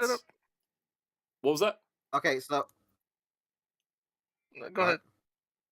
Wheels. Silver Surfer needs a blast effects and a stage to hold up the board. Yeah, but I don't know if that necessarily needs maximum or just deluxe. Pretty much deluxe. It could be either or, but I think. I mean, unless they want to be really jackasses and give us the part where Hulk bit his head off. Let's not do that. Because also Marvel will never approve it. I think also, like, I was just trying to think of, what was I thinking of? I think the idea that we could just get characters again, but in a more definitive, well-rounded package, I think is really tempting. Venom and Carnage obviously need to be in this line to give them all their actual accessories that they're always missing. And if new molds are on the table, it'd be nice to get a new mold Venom that actually like is originally Venom. He's always been a retool. He's always been put on a body that existed. Infinity War Torn says magnetic board for Silver Surfer to attach the feet and have no peg on the board. I'd like to see that because Toy Biz tried that and it was pretty effective, but we just need to like refine it and make it look better. Because with the Toy Biz one, you could see where the magnetic strip was, right? But yeah, Venom and Carnage on new molds with like all the different weapon options and head options. Wait, which one had the magnet? Toy Biz. Wait, which figure? The Marvel Legend. No, I mean which character? I don't remember. Silver Surfer. Which one? I don't remember it having a magnet. Yeah, it had a magnet. His whole board was like a magnetic base, and then it had plastic around. He came with Howard the Duck. He had a little flight stand with him. That's probably why I didn't get it. Yeah, that's probably why I didn't get it. Okay. Yeah. Krasias says if they do a Hulk, I'd like to have him style of his MVC look, either the shorter hair. I mean, they could do a bunch of Hulk heads in a pack, too. Magneto's a good one. Jason had Magneto. Magneto's a good one, too, because we haven't had a good Magneto yet in the classic design. We've had good other designs, but good classic Magneto, we haven't really nailed it yet. And then, you know, all kinds of effects to go with it. I feel like there's somebody we're forgetting about that would be good for this. Punisher with all of his guns. That's a good one. Yeah. We still need like we need a new like classic Frank, right? Because whatever design whatever characters they end up picking, they're going to be like the iconic designs. Dr. Doom and Green Goblin, that's good options because like especially characters that need flight stands would be nice. Oh, dude, I just want a Green Goblin that's like the animated series one with the actual animated series gliders. Yeah, that'd be cool. I'm looking at like I'm tired of like the 60s gliders being given to us all the time. That's because they're always stuck at the 60 gliders are the only things that fit in the normal price point. So if we could do a maximum that we could get the option. I like the modern ones from like the late 80s and the 90s. Those gliders were really cool. Yeah, I know Ryan suggested Thor earlier. Thor's a good one. Deadpool's probably going to just make it in it by default. Iron Man is tricky. Ghost Rider, there's, you know, every Ghost Rider would need to have a bike because that seems like what people do want, and I agree. But there's some other Ghost Rider options. We're still missing some of those. Insomniac Spider-Man's a good one because he has so much stuff from the games, from like effects to gadgets and stuff. Moon Knight also good because he has a ton of weapons we don't usually get. AR says Carnage for sure is going to happen. It writes itself maximum Carnage. Yeah. Tarn Thomas, if I ever get the 2012 series complete set, I'll probably do a video coverage on it, but I haven't bought it yet. I'm thinking about buying it just for shelf space to have the volumes. Jason said Archangel. That might be an option because we Archangel's weird in the comics. He always has like sometimes he has the big wings, then he has the little small wings. Like he has a bunch of different options that could be beneficial. Yeah. This line has potential.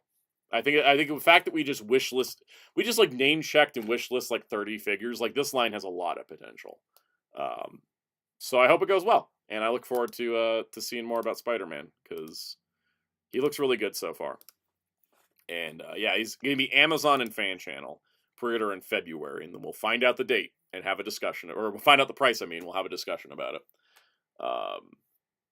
Crossy says, "Would you think Shumagorath ever get a figure in Marvel Legends? I know there's rumors, but who knows if it's even true." Yeah, I'd like to see it. I could see it happening as a deluxe figure, just like a standalone. Here's your Shumagorath.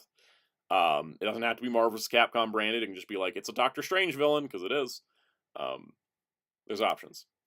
All right, let's get on to the other reveals. So Rom was formally revealed. We've seen the render. We've seen the prototype. Rom is finally coming out. Rom is, of course, Rom Space Knight, the Parker Brothers toy that became a Hasbro guy that is also a Marvel character. His comic is one of the best. I love Rom. I'm very excited about this because he's got all of his accessories and stuff.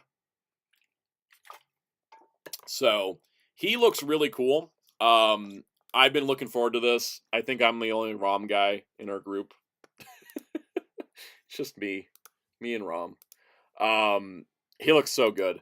The fun part is he's part of a series of Marvel Legends that come with action figures scaled comic books.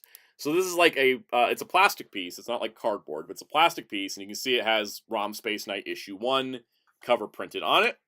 And that's kind of the theme of this wave, is that they each come with like scaled comic books. And I've seen some people go like, why do they come with them? Like, as long as they don't raise the price, which the press release says 25, so they don't raise the price. I think it's kind of a fun inclusion. I don't mind it. I can do stuff with tiny action figure size comics. I mean, the whole like Dan Slott She-Hulk run had the whole thing with like, oh, in like the law office for superheroes, they have all the comics that are like, you know, real life incident reports of superhero activities. So they have like a reference library, and you can do stuff with that. So I like it. But I think Rom's probably my favorite of the way, just because it's Rom. I mean, I can't go wrong with Rom.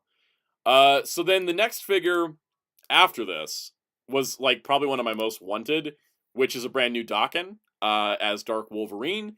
It's been, I think I checked, it's been 12 or 13 years since Daken got a Marvel Legend, and he was in the Dark Wolverine costume. It was back during Return Marvel Legends. That figure was awful. I have it. It's terrible. I hate it.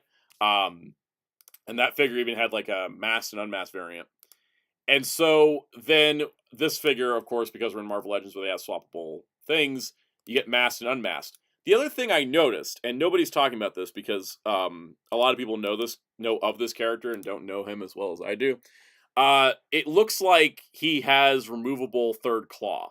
So the way Daken's powers work, he's the son of Wolverine, but he doesn't have the exact same powers. He usually has 2 claws, and then he has an extra claw that comes out of his wrist, which is always kind of kept as a surprise. And so in this shot, you can obviously see he's got all 3 claws popped, but then this unmasked shot, you can see it's just 2 claws popped. And from what I can tell, it's just the same hand, but you can just pop out the third claw, because they are using the X-Men 97 design claws, which do remove easily. So that's pretty nice, because I like having the claw options, because you can kind of have him with the 2 claws when he's trying to pretend to be more Wolverine, and the third claw is always kind of the surprise that actually gets people. So they didn't really like highlight that. Or no, I just noticed, actually, never mind. Ignore all I just said. He comes with 2 hands that have the 3 claws, and then he has an extra right hand that's 2 claws, and then a left hand that's an open to hold the comic. Instead of a removable claw, he just comes an extra hand that doesn't have the third claw. So, see what happens when I don't pay attention and try to pretend I know better before looking at all the images? Anyways, that's the option. So masked, unmasked head. That's what the card back looks like. I think this is the best looking modern card back style I've seen for Marvel Legends. The retro cards always look great, but the modern cards always look a little bland. This one looks more fun. He's got Dark Avengers #1, because that was his debut as Wolverine. So, pretty cool. Looking really forward to this one. He's my second favorite after Rom. Like, these 2 guys are the ones I can't wait to get. And Rom there is also looking great, his package. And then the next one is Adam Warlock, probably my third most wanted. This is the Infinity Gauntlet era Adam Warlock, which also, he existed in Marvel Legends before in this costume, way back in 2007. And that figure also sucked, because Marvel Legends weren't great really until 2014, I'm going to be honest. Warlock is awesome. Love this character, and I love seeing a new figure of him. He, of course, has a staff, and he's got all the articulation, but he has a human-sized Infinity Gauntlet as opposed to a Thanos-sized one, which is really awesome. And, of course, he does come with Infinity Gauntlet #1, his big storyline. So if you're wanting to, spruce up your shelf with a little Born Again, because Marvel Rivals has made everybody like Adam Warlock again. It's pretty awesome. So that's my my top 3. These other 3 also look pretty good. I've never liked the Ultimate Iron Man armor, but I think this is the best looking figure of it. They've done a good job realizing it, I think, much better than the, once again, older figure that Hasbro made way back in 2007. This wave is a lot of kind of let's remake characters we already had, but make them way better, and then also ROM. So of course comes the Ultimate Iron Man issue 1. And then we have an Ultimate Miles Morales, which is the Ultimate Universe version that's based on it. And he looks really, really cool. New mold. He's not using the Spider-Boy body, which is kind of interesting. That was also a new body. Good unmasked head. Looks pretty good overall. Not a ton of hand options because he's just a regular legend, not a maximum, but he does come with Ultimate Comics Spider-Man Miles Morales. And then rounding out the wave is my 4th most wanted. Not because I don't like Banshee, but not because I don't like Banshee, but my 4th most wanted behind. It's because Rom and Warlock and Rom, Daken, and Warlock are I've been waiting a while for them. Banshee I knew was coming as soon as they announced the yellow and blue one. It's okay, yeah, of course they're going to do a green one. But he looks great. I think he uses the same heads from the other one. And he uses the same design for his wings. That's totally cool because it worked. It already worked. This kind of finishes out, or not finishes out, but this goes with the 70s era X-Men. We're still missing some, but it's nice to get a classic Banshee finally. It's been a long time. He comes with giant size X-Men #1. I think this is a cool wave. I'm definitely going to get Rom, Daken, Warlock, and Banshee. I'll probably get them immediately, because those are the 4 I really do want. I'll probably pick up Miles later because he does look nice. I'm probably never going to buy Ultimate Iron Man though because I just have no interest in him. But those go up for pre-order February 6th. And then they showed off some comics that they own, which is neat. I don't know if those are hints at future figures. I see Exiles. I hope that we get some Exiles. So that's pretty cool. And then they had these barbells in their hands, which I think is supposed to be the tease. And I don't know what the barbells could specifically be because there's a lot of characters in Marvel that have barbells. Yeah, a lot of characters in Marvel that can do that. Yep. It could be anything from remember what was it? Eddie Brock in Marvel vs. Capcom was lifting a barbell before turning into Venom, right? Yep. Yeah. Yep. No, that's weird. They're hey, here's some barbells. It's literally Venom, you learn how She-Hulk. little that narrows it down. Right? She-Hulk, Luke Cage, Colossus. Because remember the original Toy Biz Colossus figure came with barbells? Yeah. Yeah. That's what. That's literally Luke Cage has been seen pumping iron. She-Hulk's been seen pumping iron. Swimsuit issue Herc. Yeah, Hercules from the swimsuit issue also applies. Yeah. Oh, But I kind of like these teases because it lets us speculate a little bit and not exactly know what's going on versus last time when they showed Adam Warlock's staff and we're all right, so new Adam Warlock. I'm gonna be honest with you. When you start making stuff like Discotek Media going, here's a rock. Come on. Yeah, exactly. Don't do inside jokes that we do for a guess. Come on, be a little bit more specific. But the thing with this, I think was interesting is they didn't highlight it. They didn't make a note of it. They were just holding them. That's the part I found interesting. Is usually they're and here's your tease accessory, but this time they were just holding them and didn't actually bring any attention to them. The camera just pointed to just panned to him at some point. So I think it's kind of interesting. I do think though it's a good tease because there's a bunch of figure options, and then when we see it, we can be oh, that's what it goes to. So yeah. Because one of the things that we talk about with listings and why I don't cover listings on the show is because sometimes you get your idea in your head of what something's going to be. When I heard there was an action hero series for Sentai with Don Momotaro and Tyranno Ranger, I was that sounds amazing. It's great to get older Sentai toys. And then we looked at them and I was oh my god, never mind. So I will say that I don't mind teases, but that's why I don't pay attention to listings because nothing's concrete until we see it. That being said, I thought it was a good stream, a lot of good variety, and my wallet is broken as usual because, man, yeah, that's me. That's me as a Marvel fan. It's time to wrap up because Discotek's in an hour. And we had all this news, so we're gonna make a quick exit basically. But you guys should go check out. Yeah, we got a stream. We're gonna. Yep. Doing that. Yes. It's gonna be on twitch.tv/HeroClub4Life. Not to be confused. We don't want to get taken down by YouTube. Exactly. Not to be confused with twitch.tv. Oh right, the Sparking Zero DLC's out early. I forgot about that for the season pass people. I forgot that was happening. Okay, so yeah, what were you gonna say, Cass? Nothing. Okay. Speaking of Cass, what you doing tomorrow? You're gonna help me learn Marvel Rivals. Yeah, it's gonna be a Marvel Rivals stream. There's gonna be learning. Here's the thing: anybody watching can also learn because I'm gonna give universal tips and all kinds of cool stuff. So yeah, come check us out tomorrow at 4 p.m. Eastern, right? Yep. 4 p.m. Eastern, and it'll be fun to check out Marvel Rivals. Go teach you how to do it because it's a fun game. It's a fun game. I've been really enjoying it more than I ever thought I would. So it'll be good. And then Hero Club has an interview with Jeff Nimoy coming up, which will be posted to hero-club.com, which you should make your homepage on Google because I remember that's a thing people can do.